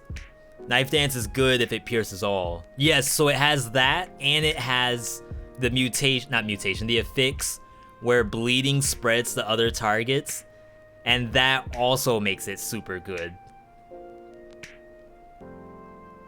4 seconds of bleeding, so that's a mandatory 160 damage. Yeah, Kirby, you end up having to like pop the Knife Dance before the FE gets to you, or even you'll wait for it to slide through, and then you have to do like the Knife Dance just randomly in the hallway, hoping it hits at least one dagger and everything. And that makes it feel kind of awkward, but I don't think it's this weak. I think it's good enough, because on the rest of the fights in the game, this thing's really good. It only loses out, again, like Heavy Crossbow, when you don't have the pierce, or the bleeding causes everything to bleed. Now, one mistake that we made on the range tier list is I ended up with like everything as a C or a B. So there may be a situation where I start tossing things up into A, or bringing things down into C. But we'll figure that out if this starts building up too much. Alright, so Corrupted Power. I haven't really been taking Corrupted Power that much, only because I haven't been getting a lot of builds that really utilize it. In survival, I probably take Powerful Grenade over it. Unless I'm using the double boomerang. I don't know if you guys saw, but in that fight, I was using Tonic. In the giant fight, that is. Tonic and Corrupted Power, right? Maybe not. I almost had to double check it. No, I was using Tonic and Flamethrower. But then later I took a yeah, thank you, Jin. Later I took a Corrupted Power, and it's still just as good on double boomerang. But what I'm really curious is what other weapons can you use this thing on? I imagine like Quick Bow and Corrupted Power being really cool. Or maybe Bow and Endless Quiver. That sounds kind of bad. Taking it with this thing, Assault Crossbow, also seems kind of bad if you don't have the Wolf Trap. So in that case, I think it relies on a lot of stuff. I don't know if I take this if I'm using Giant Killer, for example. I may as well just take a Powerful Grenade in that case. This actually is really good if you have a weapon that attacks really fast. It doesn't even have to be really fast, it just needs to get off more than like 3 strikes. You deal 50, it's hard to measure it off of this. Can it still set oil? Yes, so in 5BC, it can do tons of different things, like Kirby was saying. It can cause oil that ignites, plus lightning. And I think it can do Toxic Cloud around itself too. If your reasoning is that you might as well take Powerful Grenade, then they're all Fs. So while that's probably correct, there are some situations where I feel like Powerful is not like the auto pickup. And sometimes you just want to have fun. Like, I don't want to have fun grabbing F rank items. I want to have fun grabbing a C rank item. But the thing is that if I'm taking this and pairing it with, say, Heavy Crossbow. Actually, I think I would take this with Heavy Crossbow. But again, it's situational. I feel like if I had like Giant Killer, I guess is my only real good example. Giant Killer, Repeater Crossbow, this thing, Asymmetrical Blade, Explosive Crossbow are all items I would not want Corruptive Power. And then for tactics, I would not take it with Nerves of Steel. Actually, there's a lot of items here that I would probably take it. Interesting. So maybe the real problem is that, like, from a survival standpoint, I feel like it's a C. But from a tactics standpoint, I would honestly put it here. And maybe like the average between A and C would be right in the center. You take B, any B item over Corrupted. Holy crap. Yeah, it's just more damage no matter what weapon you have. So my issue is that if I'm using Broadsword and Corrupted Power deals like 6,000 DPS on 3 swings, like say ideally I can hit the monster 3 times before Corrupted Power finishes. And I hate to pull out the math too, because I feel like the math makes it more convoluted, and we're not over here with spreadsheets and stuff like that. We're just kind of spitballing stuff. But I feel like if you can get off 3 swings in 8 seconds for 6,000 damage, you may as well have like Crusher. That deals probably the same thing without you having to even like get the swing off. Yeah, so again, Jen, I love doing this list because it's something where everyone is gonna have different perspectives. Like, yeah, there'll be some stuff that we agree on, but I definitely love hearing the feedback. Against bosses, it's always great. I do like the fact that you can set like poison for really no real effort. And again, I kind of like the idea of having it as an A for tactics. So I'm wondering,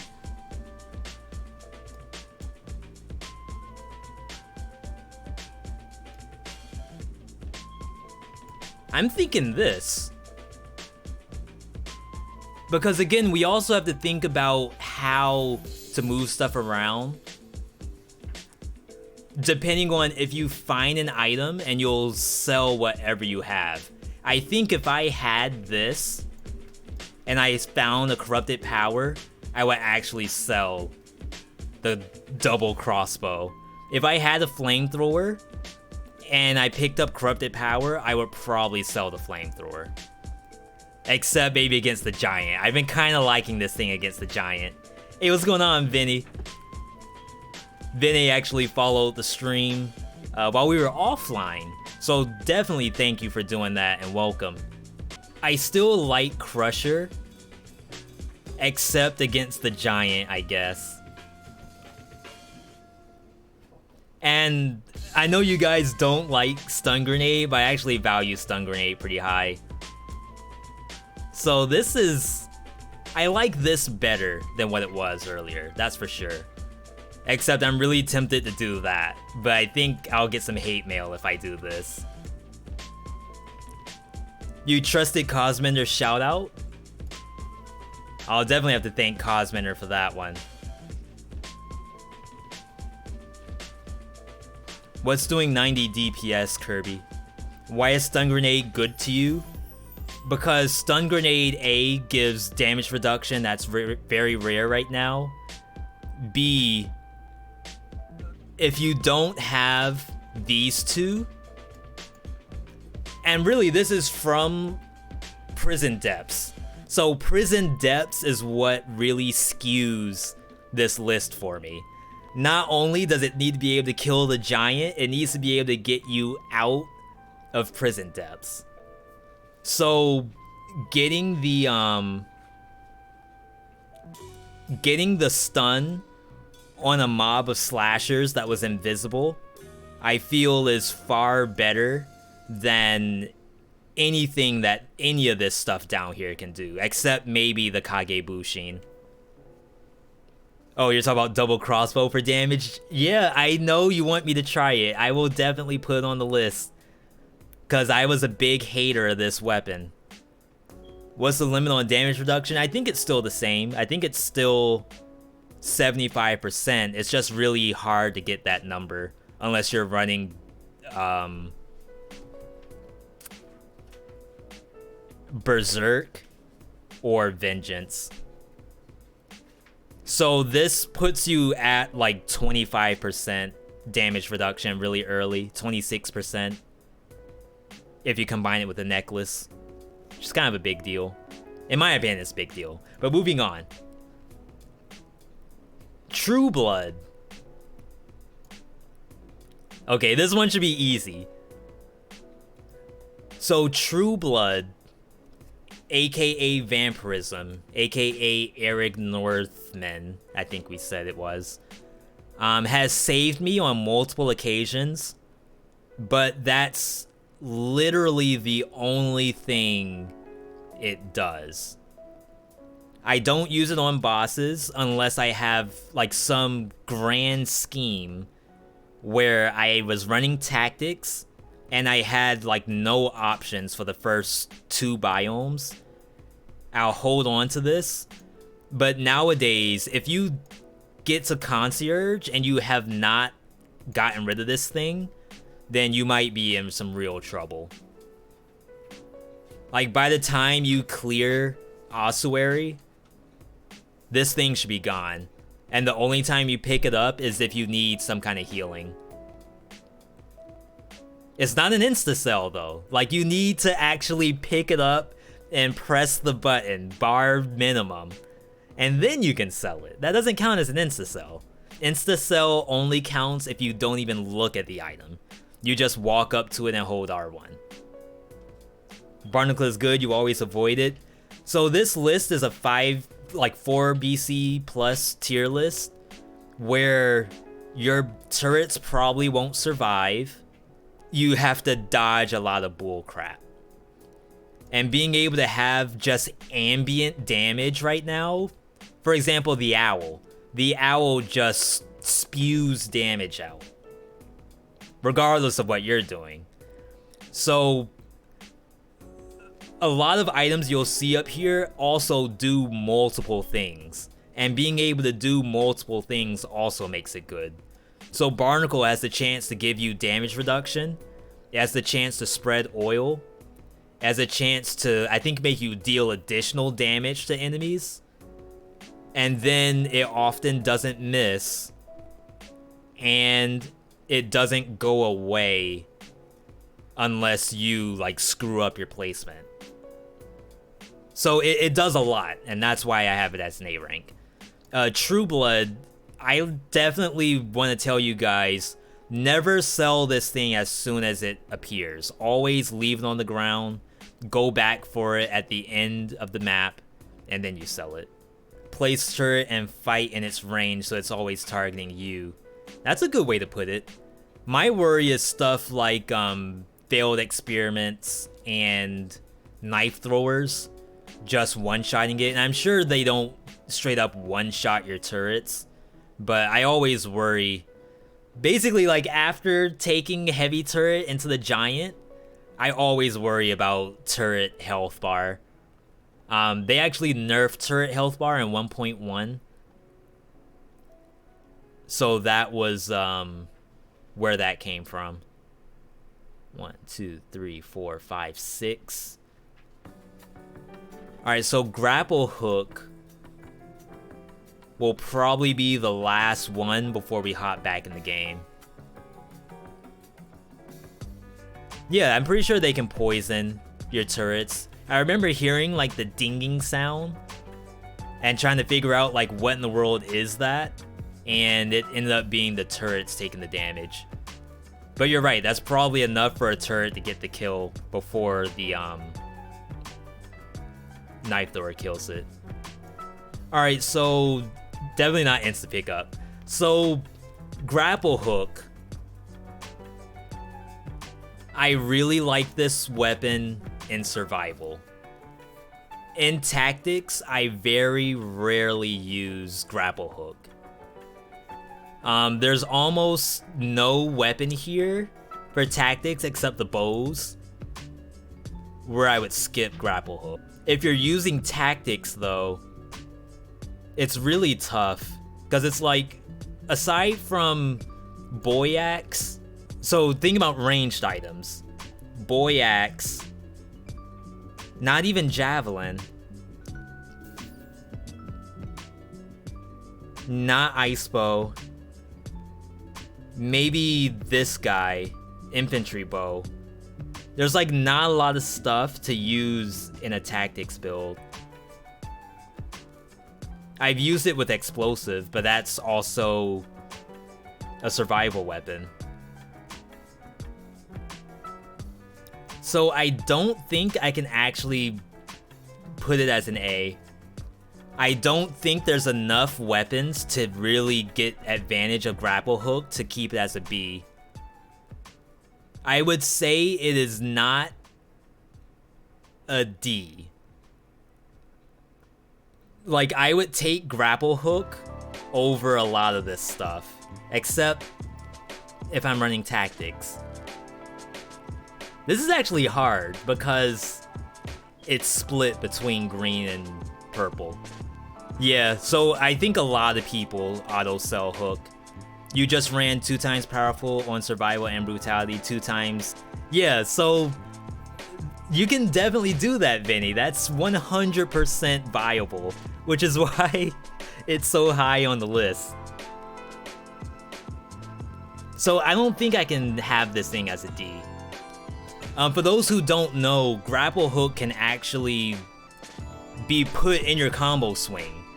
You can do something like Broadsword, / hook, / down slash. And the enemy will often not get an attack off. Or if you're fighting against like a runner, for example, the runner can actually out attack speed you on the first swing. So what you might do is you'll roll through his first attack, hit him with the horizontal, he tries to hit you back, you Grapple Hook to stop it, and then you get him with the upswing. And it should die. If it doesn't die from that, then I don't know what to tell you. You're probably dead. So in that case, I honestly like the Grapple Hook for survival, but I don't think I have yet to use this thing without, you know, borderline trolling in a tactics build. Then again, a lot of these tactics items, like this guy and Boy Axe, I rarely ever see those things. Shrapnel and Boy Axe is like a rarity to me. Yeah, I guess I should preface that as well, is that I also, as a Dead Cells streamer, I don't typically play custom mode. I usually play normals, which I think chat seems to enjoy. I never say that custom mode's bad. I definitely, you know, if you want to play custom, definitely do that. If you enjoy using certain items, there's nothing wrong with that. If your favorite item is not A rank or higher, that's fine too. That's only from my opinion. You might value Death Orb as an S rank item because you run double Death Orb or Death Orb Wolf Trap in your customs, which is actually kind of cool. Didn't realize Infantry Grenade was considered good either. Yeah, so weak. And again, like, you take powerful over it, like 8 times out of 10. But in terms of everything else, so this is 6. Well, you won't even land all 6 bombs. Like, at best, you'll land 2 bombs for 100 damage in 60 seconds. Whereas you can do... Not 60 seconds, I'm sorry, 20 seconds. Whereas you can do a lot more of that in 20 seconds. And it's also really important to consider when you're playing Brutality, there's a lot of monsters that you can't necessarily hit with certain Brutality weapons. And that's where the Infantry Grenade comes in. It supplements your primary to let you do stuff that you otherwise would have died trying in real life.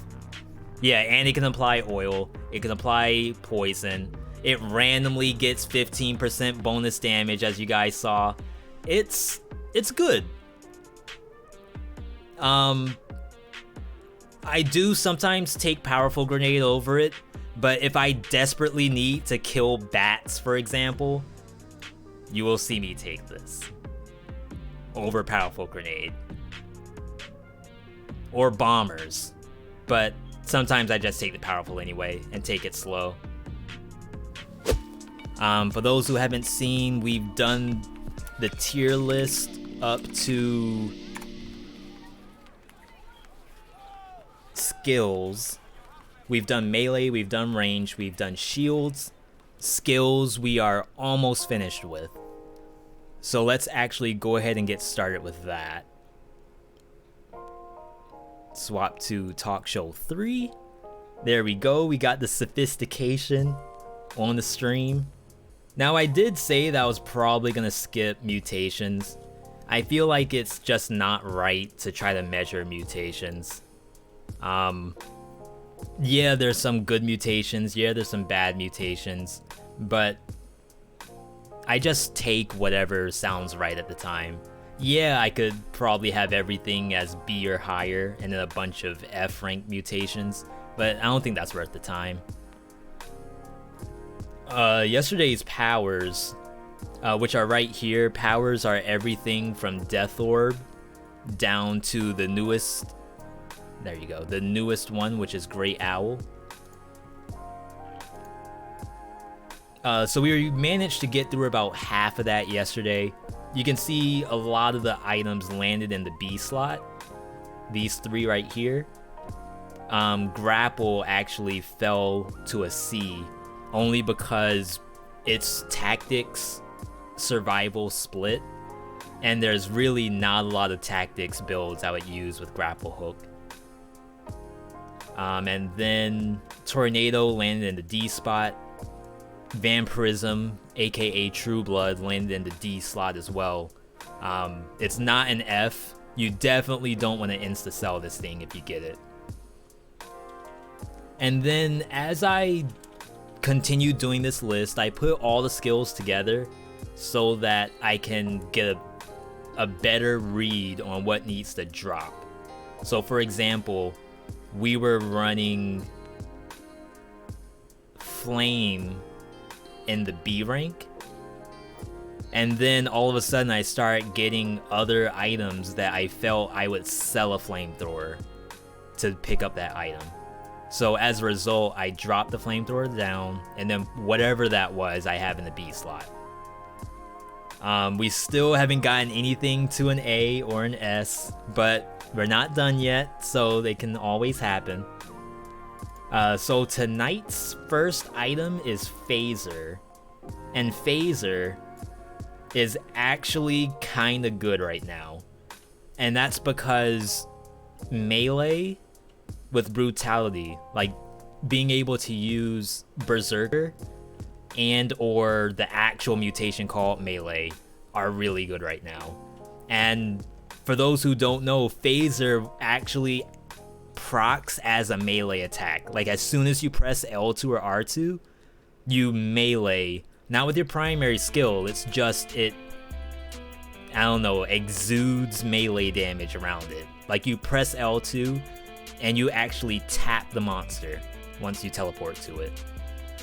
And that tap counts as a melee attack, so you will apply melee mutations, including open wounds, melee itself, berserker if you can one-shot it essentially, and there's a couple other melee things that it'll activate, so including damage from Rammus. If you phaser onto Rammus, you automatically take damage. So that's kind of how you prove that this thing deals melee, as well as the melee mutation. Now, I'll pick up phaser pretty often, but really not for tactics builds. There's some whip builds that I would probably take a phaser with. There might even be some like Ice Bow style games where you basically have Ice Bow as your primary. This thing doing something, I don't know, you teleport onto them and then you hit triangle to freeze them. And you, I guess, activate your Death Orb. And that works. I mean, it's not terrible. Obviously, you'd want to get rid of this if you're doing that kind of game. Probably replace the phaser with a turret. But that's only in a tactics build. Hey Kellen, how are you doing today? Any of these bows except maybe infantry, the phaser is like a non-factor. I mean, maybe you could phaser onto them and use the explosive. Actually, you can do it with Hokuto also. There's actually a lot of stuff in here that you can use the phaser with. How you been lately? Didn't have time to check out the stream? I've been doing well. How about you, Grigor? I mean, I'm trying to think right now, how do you make phaser a B? Would I take phaser over these two? Probably. Would I take phaser over Death Orb? Would I take phaser over Crusher? Probably. Would I take phaser over Knife Dance? Probably not. So this guy is actually in a really weird spot right now. I value phaser pretty highly because you can do all kinds of like really cool outplays with it, including outplaying yourself. You can just straight up kill yourself with this thing if you try hard enough. I almost wonder if I can bring an item up into an A and bump phaser down, but I don't think so. I think my real problem is Knife Dance. Let's look at the criteria here. So insta pickup. Is phaser an insta pickup? No, because there's some builds that phaser is not adequate on. But for every other, well, no. There's some, I guess, powerful grenade you would take over phaser. So it is kind of like a insta pickup. A for brutality, C and D for tactics, so it would be a B. The averages, law of averages right there. And we kind of did the same situation with Grapple Hook. We said that on survival, Grapple Hook might even be an A rank, but on tactics, Grapple Hook is like a D. And that dropped it to situational. C stands for situational. I don't think I can justify having this thing as an A, but I think it's better than Grapple Hook. So for example, well, Grapple Hook's for survival, but let's pretend you had cursed versions. If you had a colorless version of both of these and you're playing survival, I think I would take the phaser over the grapple. So I think that's gonna be my reasoning for that. I'm a little worried that this is gonna be jam-packed with stuff, which means I need to bring stuff up into the A rank. But let's keep going, because I'm pretty sure we're gonna demote some stuff. Okay, so Corrosive Cloud. I actually hate this item. I used to like it back in the day, back when we had 80% cooldown reduction, and you could spam this thing as much as you want. But nowadays, And remember, this is a 4BC plus tier list. So, and how you doing, Dimitito? I actually saw you in the countdown, so definitely hi, right back to you. Corrosive Cloud in 4BC plus, you have multiple things wrong with this. Number one is that to get the most out of it, you need a good amount of monsters. Or else you may as well just use anything else. This thing has a 20-second cooldown. And using it, say you get this thing in prison quarters. Okay, cool. So I drop onto a failed experiment. I use my Corrosive Cloud. It'll probably kill it. And then it's on cooldown. You have all of this other bullcrap in prison quarters. You have bombardiers. You have knife throwers. All kinds of enemies that are not gonna go into that cloud. Like, you can try to take the failed experiment and mob the whole map and then pop the Corrosive Cloud, but it's not gonna blow everything up. It's not a powerful grenade. It's not a death orb. It's not a knife dance. If you mob everything, you're still gonna have to actually press buttons after you use the cloud, and that's bad. Pressing buttons feels awful. Preferably, you want to press one button and everything just vanishes off the screen. So insta pickup, absolutely not.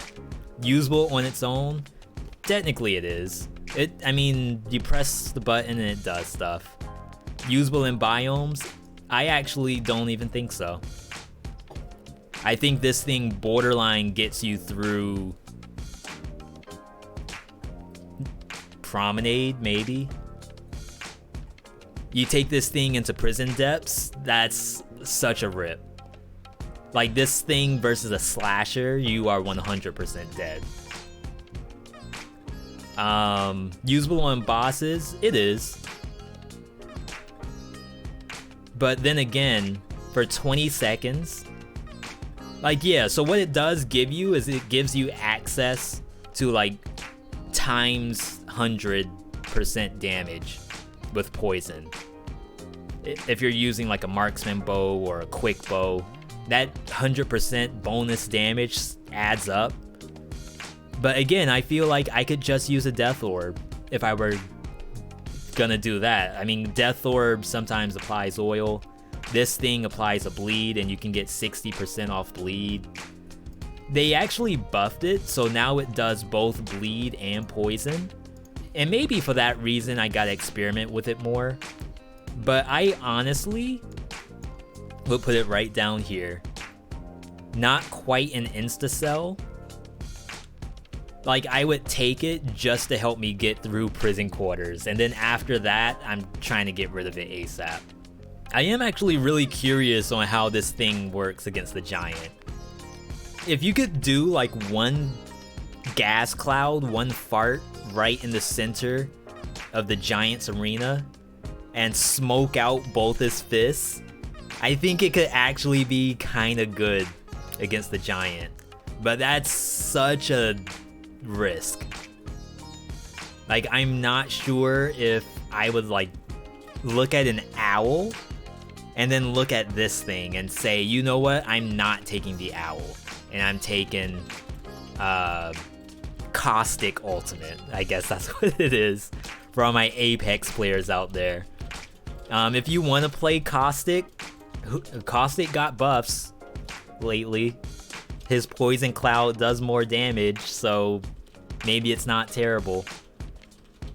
I say it's not an insta-sell in that case. There's one situation where I would kind of want this, and that's versus the Giant, and I guess Hand of the King is also kind of good too. If I'm not fighting Hand of the King and I'm not fighting the Giant, I could care less about this thing.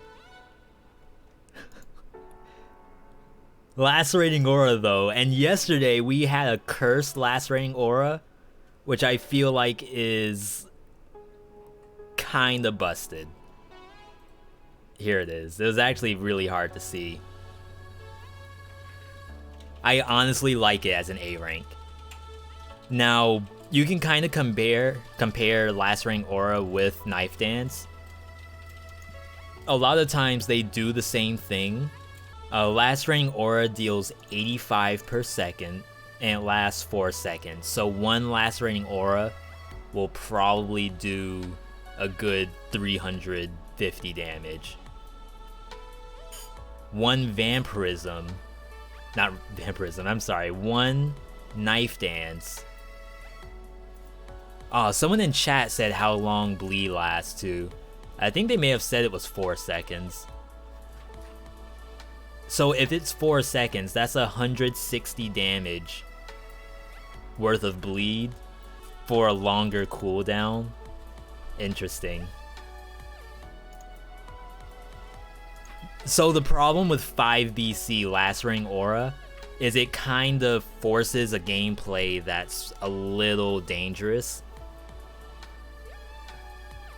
which is basically playing in melee range. So there's whips for tactics. Remember, this is a tactics item, so using it in tactics is kind of odd. But getting a cursed version, all of a sudden it is low-key broken. So I would take Lacerating Aura with Kunai, Electro Whip, Frantic, even though we don't really take Frantic ever. Maybe Ice Bow. Ice Bow would probably work. Maybe the Boy.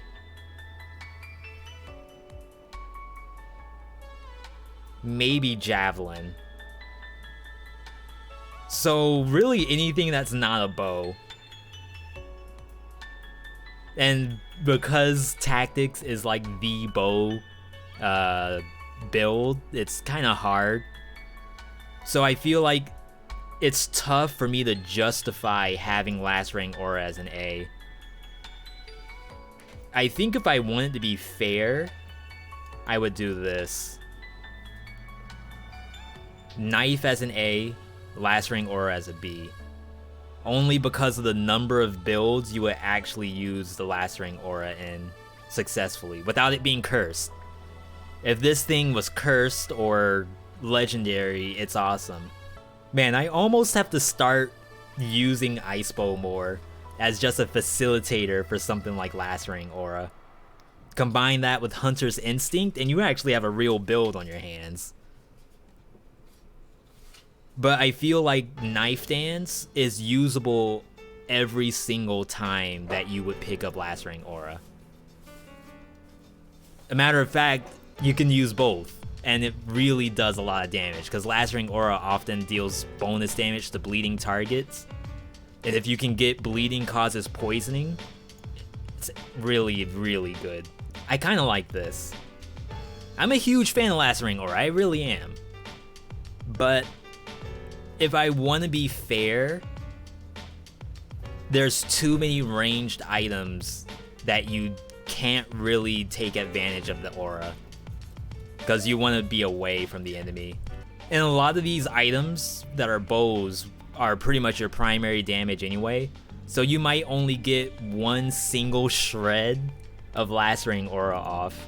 I almost wish it did more than just inflicts damage around you. Like if it gave you a knockback, that's broken. Never mind. It doesn't need to do more. Alright. Let's talk about a broken item though. Wave of Denial. So this thing is insanely good. Even on bosses, it does stuff. So you might think, okay, Wave of Denial, you take that into Giant, like what does that do? That's actually dumb. Like you should just take a turret or something. But when having a first look, it doesn't look beautiful. You mean for the Lacerating Aura? Oftentimes I'll look at the Lacerating Aura on the ground and I think to myself, do I want to play Aura today? And if I do, then I try to build around it. But if I don't just take it because it's a good item. Like, it's a whole play style that I have to plan around. So yeah, I think the argument here is to find a way to make this an A rank. And I don't know what that is. There's almost no such thing as a bad wave. Like, any wave that you see, even if you're not using the correct stat, you could probably get away with one wave of denial for like the first half of the game. This wave of denial can probably go from prison quarters all the way to ossuary. Maybe even like to the first boss. I'm pretty sure if you're running survival and you still have wave of denial by concierge, you might be in trouble. But even then, it does stuff, even if it's terrible, stat-wise. And that's why I feel like it's gotta stay as an S. So back to what we were saying about the giant. You take this thing into the giant and you think it's gonna be awful. Why would I ever use wave of denial versus the giant? And come to find out, in the video where we died to the giant using this thing, we used triplex bow versus the giant, and I actually lost because I didn't know how good this was against the giant. So wave of denial knocks back bombs, knocks back missiles. So think about Inquisitor, how he shoots the laser missile at you. It will actually knock that away. And then it actually knocks away the giant's crystals. So in second phase, where he slams the ground and the crystals fall from the sky, wave denial will actually knock those away. And it knocks away his actual missiles. So if you, for example, struggle against the giant when you're locked in the cage and you have to jump over his Toho session, you can actually press L2 and completely dissolve all the missiles on the screen. I mean, that's over exaggeration, but still, you can avoid damage by pressing L2 in that fight. All you have to worry about is his actual punch. Even when he does the powered up version of his left hand, well, it's our left, his right. When he does the powered up version where it does the sky burst and you have to dodge all of those missiles, you can still press L2 and delete a good half of those. So not only is it an offensive option that just kills stuff because they happen to be next to a wall, not only does it drop bombers to the ground, drop demons to the ground, not only does it knock bombs away, not only can you use this in Hand of the King and knock bombs away in that fight, you can actually stop a lot of the BS that happens in these boss fights just because you're using wave denial. We even found out yesterday, well, I found out earlier, but we did it yesterday in the concierge fight. You can actually cancel the red aura before he casts it, so you have to interrupt him. It's almost like you're doing chain spell stun as a red mage. He's charging the red aura, you hit L2 and he'll actually not do the aura. I think you get maybe about 3 interrupts before he gets full resistance to it, but it's so helpful and speeds up the fight tenfold. It's wicked good. I highly encourage the use of wave of denial. If you are on the fence about wave of denial, here's your chance. Certified by Veedotme. Please give it a try if you haven't. Alright. Tonight's actually going to be a pretty quick list. The reason it seemed it didn't work was you have to do it while his shield is down. So you're saying I did it too early? Yeah, there's a timing window there. Like I said, it's while he's casting the aura, that's when you interrupt it. That's why I call it like chain spell stun, because you have to stun the cast or else he casts it afterward. It doesn't even matter. Numbers, how is this not an A rank? No, I just threw it in here. It's gonna drop down. Spoilers, it's gonna drop down, my bad. So, Raven form, aka Swain Ultimate, aka Wings of the Crow. I'm really struggling with this thing, to be honest. I've tried multiple builds with it. My first thought was that you combine this with this thing. So like you use them both together, you fire the toxic shot, and then Wings of the Crow often gets bonus damage to poison target, and then you just float over the enemy. It can actually kill a lot of enemies. It just happens to have a long cooldown. Longest cooldown in the game, tied with Tornado. So in that case, and I guess it's technically a 20-second cooldown because you're in the air for 4 seconds. But the problem is that after those 4 seconds are done, you have basically 20 minutes of not having an ability. Now, when you use this thing with Hunter's Instinct, and you're in really any biome, it's actually not half bad. But the problem is that you're running Hunter's Instinct. No, there's nothing wrong with that. The problem is that a lot of biomes now have very low ceilings. They actually nerfed Toxic Sewers and Ancient Sewers. They lowered the ceiling height on both maps and made them actual sewers. Like, they're supposed to be sewer pipes that you're walking through, and there's no real reason for it to be like 12 feet high. So they brought it down to like 8 feet high, and now your Wings of the Crow still kills stuff, but stuff can hit you back. Unless you kite everything out of the sewer, where you might run into arbiters. You have bombers chasing you down. Spoiler alert. Well, not really spoiler alert, more like a pro tip. Pro tip, the bomber will actually go over you if you use Wings of the Crow.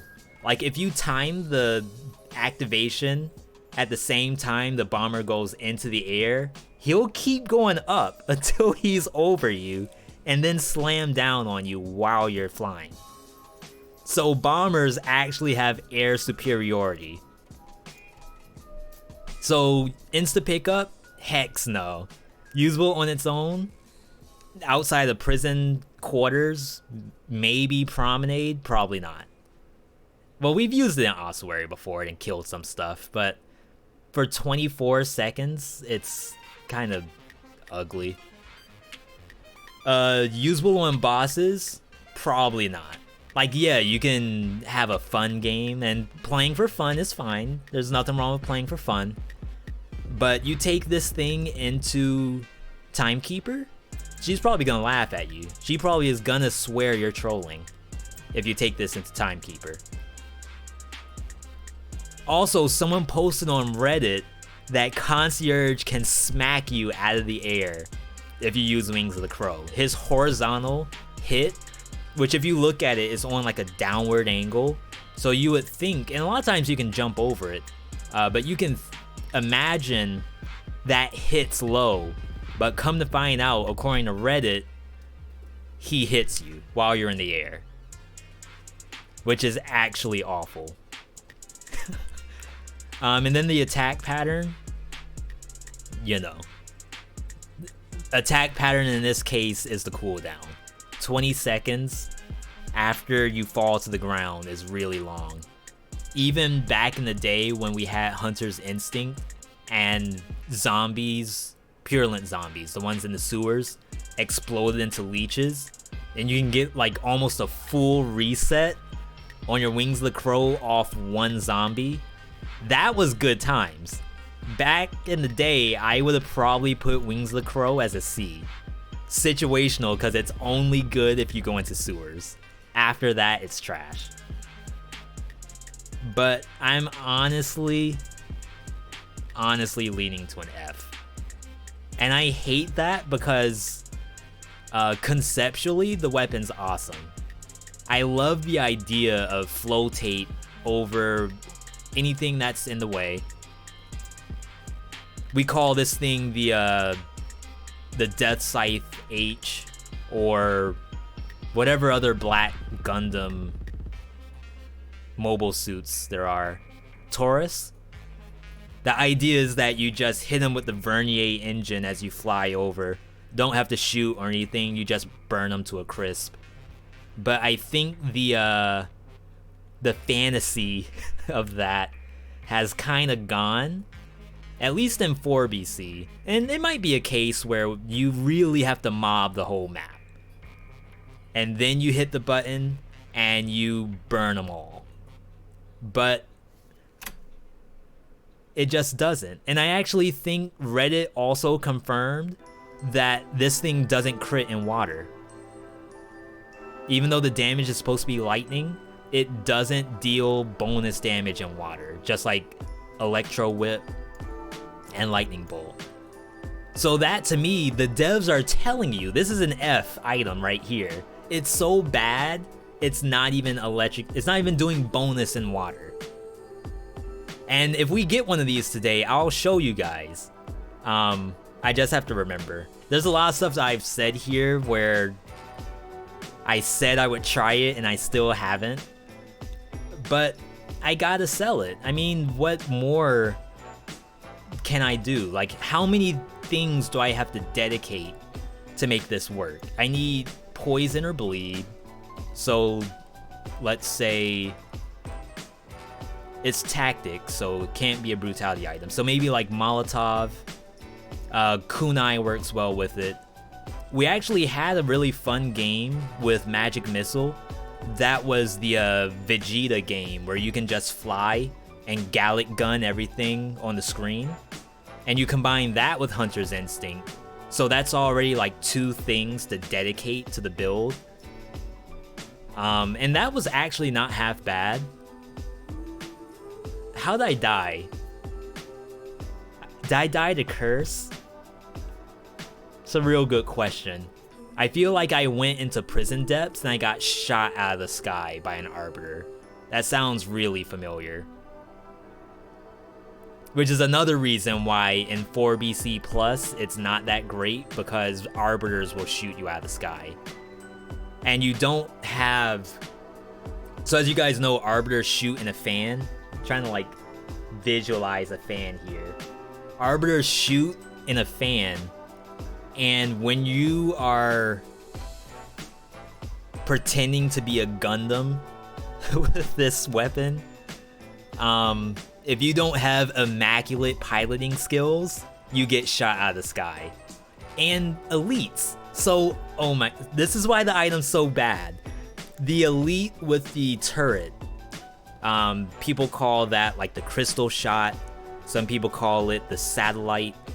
Some people call it tactical missiles. The elite that has that power, the tactical missile will shoot you out of the sky. Elites that have aura, you have to like back away while it casts the aura, and then by the time the aura is finished, your item's on cooldown. It's already down to 20 seconds of waiting before you can use it again. And you know that aura is coming back up before your skill is coming up. Other problems with elites I saw, the invisible ones aren't that bad. You can just float over them and burn them out. But those 2 powers that elites have really make this thing awful. And then the fact that arbiters exist makes it even more terrible. So unfortunately, we sell this thing every time we see it. Unless I'm trolling. Then I don't troll on stream though. So unless I had a special request, is what I'll say. We're not using wings. We're selling that thing. Alright, last one before we start playing some games. The Great Owl. So, Owl has an interesting reputation among a lot of people. A lot of people say that Owl isn't very good because as soon as you get hit, it's on cooldown for a long time. And this thing gets bugged for some reason. The cooldown is only supposed to be 10 seconds, but we have proof that for some reason the Owl just gets tired. I don't know what it is. I'm sure we overworked the Owl. I don't know if there's some kind of like hidden timetable that the devs added in. Let's say they shadow patched that in. You guys on Discord know about the shadow patch. So assuming that that's something that's real, I've seen this thing go on like a 25-second cooldown. But Owl is slightly bugged. That's the first part. When it's not bugged though, I think it's really strong. And again, they nerfed Owl by taking it off brutality. Back in the day, you used to be able to run Owl with anything. Hayabusa gauntlets, Giant Killer. Imagine using Giant Killer with an Owl. Imagine using Seismic Strike. Not Seismic Strike, Shrapnel, I guess. That's kind of like weird. I don't know if I would do that. But the point is that Brutality Owl was busted. I posted my 3BC win, I think, with Brutality Owl. It got removed from the game. So now your only option is Tactics Owl, which is far more balanced because Tactics you never want to be hit anyway. And I feel like it's still really strong. Owls can solo the Giant. Owls pierce often. Owls apply oil for no reason. Why is an owl oily? Owls should definitely be the least oily creature in the animal kingdom. But for some reason they apply oil. I don't know. So I guess the only real problem with Owl is the targeting. Sometimes, if you really don't pay attention to what the Owl is doing, it won't shoot the bat that's flying at you. And that might be a death. And that's not the Owl's fault. The Owl's shooting something. It's really the player's fault, to be quite honest. When you get double Owl, you're not really supposed to be the main character anymore. All you are an Owl keeper. Your whole job is to just keep the owls alive, and you just stand there and pretend like you're actually doing something. And when you don't do that, you take a hit and it feels awful. So I lost my double owl, double boomerang game yesterday because all of a sudden I was thinking that I'm an actual like playable character. I'm just an NPC. The owls are the actual character. So my bad for actually playing the game when I should be letting the owls play, and I'm just like their handler. So if you can get that concept down, I feel like that makes it an S rank. You take owls into the giant, it's Freelo.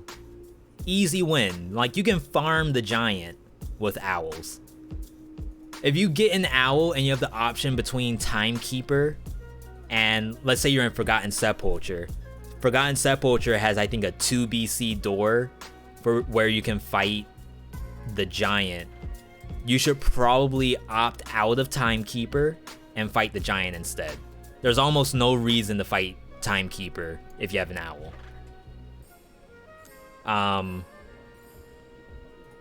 Hand of the King, it's okay. The problem with Hand of the King is that if you struggle dodging the attacks, then the owl is probably gonna be bad.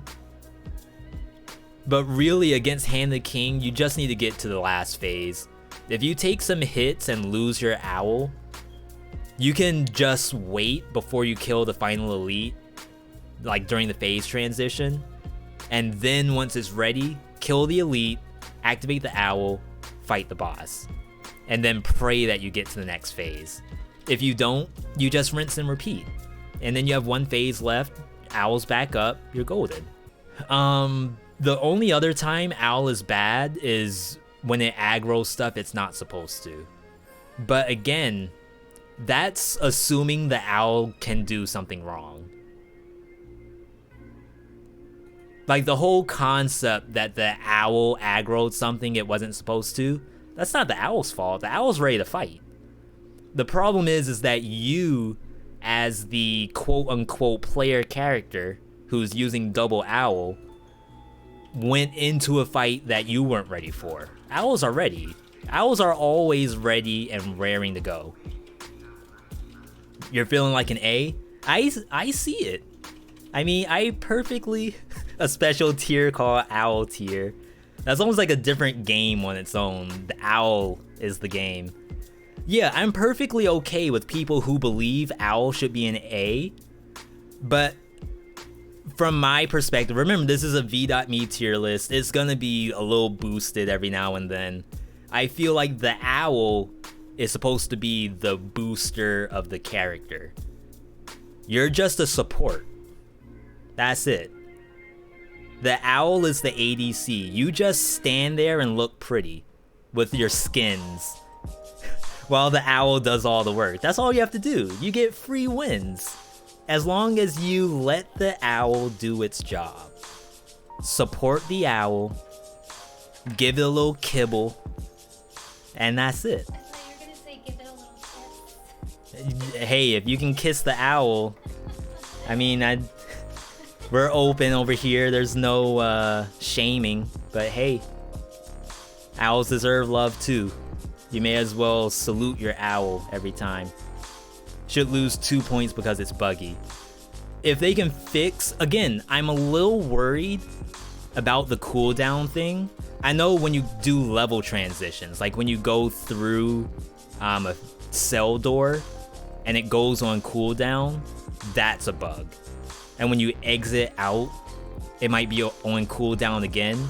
That's a bug. I almost feel as though the stacking cooldown, so like it starts off at 10 seconds and then maybe your next cast is 15 seconds and then your next cast is 20 seconds. I honestly, if someone was to tell me that that's intended, like the devs actually put that in without the players knowing, I would say that's probably fair. Now, yeah, it should probably have like a global timer where if the owl stayed out for like a full 2 minutes or something, then it resets back down to the original 10 seconds. But I feel as though if you actually took a lot of hits using the owl in one single biome, then it really should be 30 seconds for you to recast the thing. It's supposed to always be a 30-second cooldown, and the bugs help it. So you mean like on the wiki, the 10 seconds is wrong? The 10 seconds is the bug, wow. Hey, if that's the case, yeah, it should probably be a 30-second cooldown. I won't argue with that. 30 seconds is a long time in Dead Cells, but I feel like in most of the fights where you're gonna take the hit, the 30 seconds won't end the game. All you have to do, so let's say against, well, the Giant, because you're not supposed to be fighting Timekeeper anyway. If you take a hit in Timekeeper and you have 30 seconds to use this thing again, you're probably dead. Sorry. Just saying that out loud. But don't go to Timekeeper when you have the owl. If it's a 30-second recast on your owl, take it into the Giant. That's it. That's all you gotta do. But yeah, I actually struggled with these three specifically. Knife Dance, Phaser, and Last Ring Aura. But I tried to average out my difference between... So Phaser is tactics and brutality. And I tried to average out the rank between both. And I ended up just putting it as a B. Yeah, Lacerating Aura I love a lot, but I can't give it points for being cursed or being colorless. I felt like it was unfair to give this thing bonus points because I happened to get a cursed version. So I had to measure it on just tactics. And I feel like there's too many tactics items in here that I would not take Lacerating Aura over something like a turret. So let's pretend there's like 20 weapons here. I would say out of these 20 weapons, I would take Lacerating Aura with about 8. 1, 2, 3, 4, 5, 6, 7, 8, 9,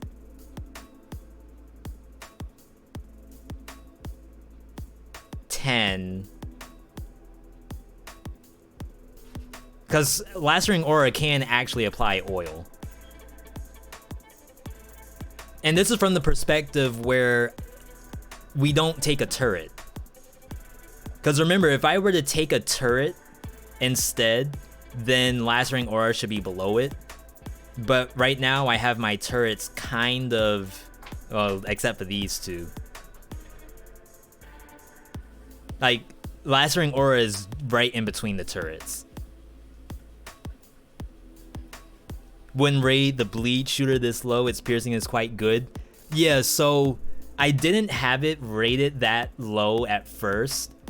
The way how this built out was that as I started getting items from here, I started realizing that, hey, if I had, say, Flamethrower, if I had Flamethrower in my inventory and something like Death Orb dropped, I might sell the Flamethrower and grab the Death Orb. That's the concept that we came from. So I had a bunch of stuff where I was like, this item, I would probably sell it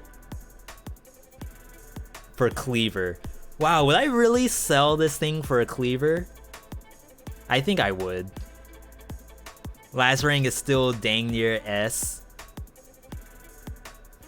Like I said, it was really between these two. I really jumped between these two, and I feel like every single situation that I could use Lacerating Aura, I could also use this, and more. So all the items where I said I would not take it with Lacerating Aura, I would probably take it with Knife Dance. And that's like Nerves of Steel, maybe Boomerang, Assault, Quick Bow, Marksman, maybe the Heavy. All of that stuff I would use Knife Dance. Higher damage and safety against small enemies, yeah. But then we start looking, we have some criteria here. Usable on its own, usable in biomes, usable on bosses, attack pattern. There's all kinds of... And again, I love this feedback. I'm definitely taking everything you guys say. And we were also talking on like the shields, like the hate mail. Like I'll take hate mail for some of these options. You got hate mail, twitter.com/Veedotme. Send all the hate mail to that. When I post this with the Dead Cells hashtag, hop in, say, V, this is the trashiest list I have ever seen in my life. Why is Owl up here and Toxic Cloud isn't? If that's your perspective, hop on Twitter, please let me know. Phaser is much more situational. See, that was what I was, oh, it was so good. So we were talking about Phaser, we were talking about the chain, we were talking about corrupted power, and it's like, how many weapons would I actually use the Phaser with? And I started looking through these, and I was like, you know what? for a tactics build, you can do Hokuto, you can do Ice Bow. I don't think this does damage anymore, so that might not actually count. We did Boy's Axe once, where you throw the Boy's Axe, teleport to them, and then pop the Boy Axe, and it does bonus damage off phaser. So it actually does more stuff, and it can kill you. Phaser can kill you too. So because of that, I can't make it a C. It does that much stuff and it can kill you. That's like so many things. Look at Heavy Turret does multiple things too. That's why it's ranked so high. It can spread oil, it stuns, it gives you bonus damage. It's like a whole Swiss Army knife. Phaser applies melee mutations on activation. It also can apply oil, but that doesn't really matter. You don't really care about oil with this thing. But it can also kill you, which is like super cool. Like you can get all kinds of montages, I guess, out of Phaser. Like if I made a video right now of Phaser and then made another video of Oil Grenade and show them to like random people, they'll be mind blown, Veedotme mind blown from the Phaser gameplay. The Oil Grenade, I don't think they'll actually realize what's going on. See, isn't this fun? Dude, and again, shoutouts to Asunder for the idea of doing a tier list, because this is like actually wicked fun, and I love everyone's feedback on it too. But now we actually need to play some Dead Cells. We need to see if V even remotely knows what he's talking about. And I kind of want to show some examples of some of this gameplay too. So when we talk about wins, it's like not even a priority for me. I would rather show you guys what really happens on the tier list rather than actually win.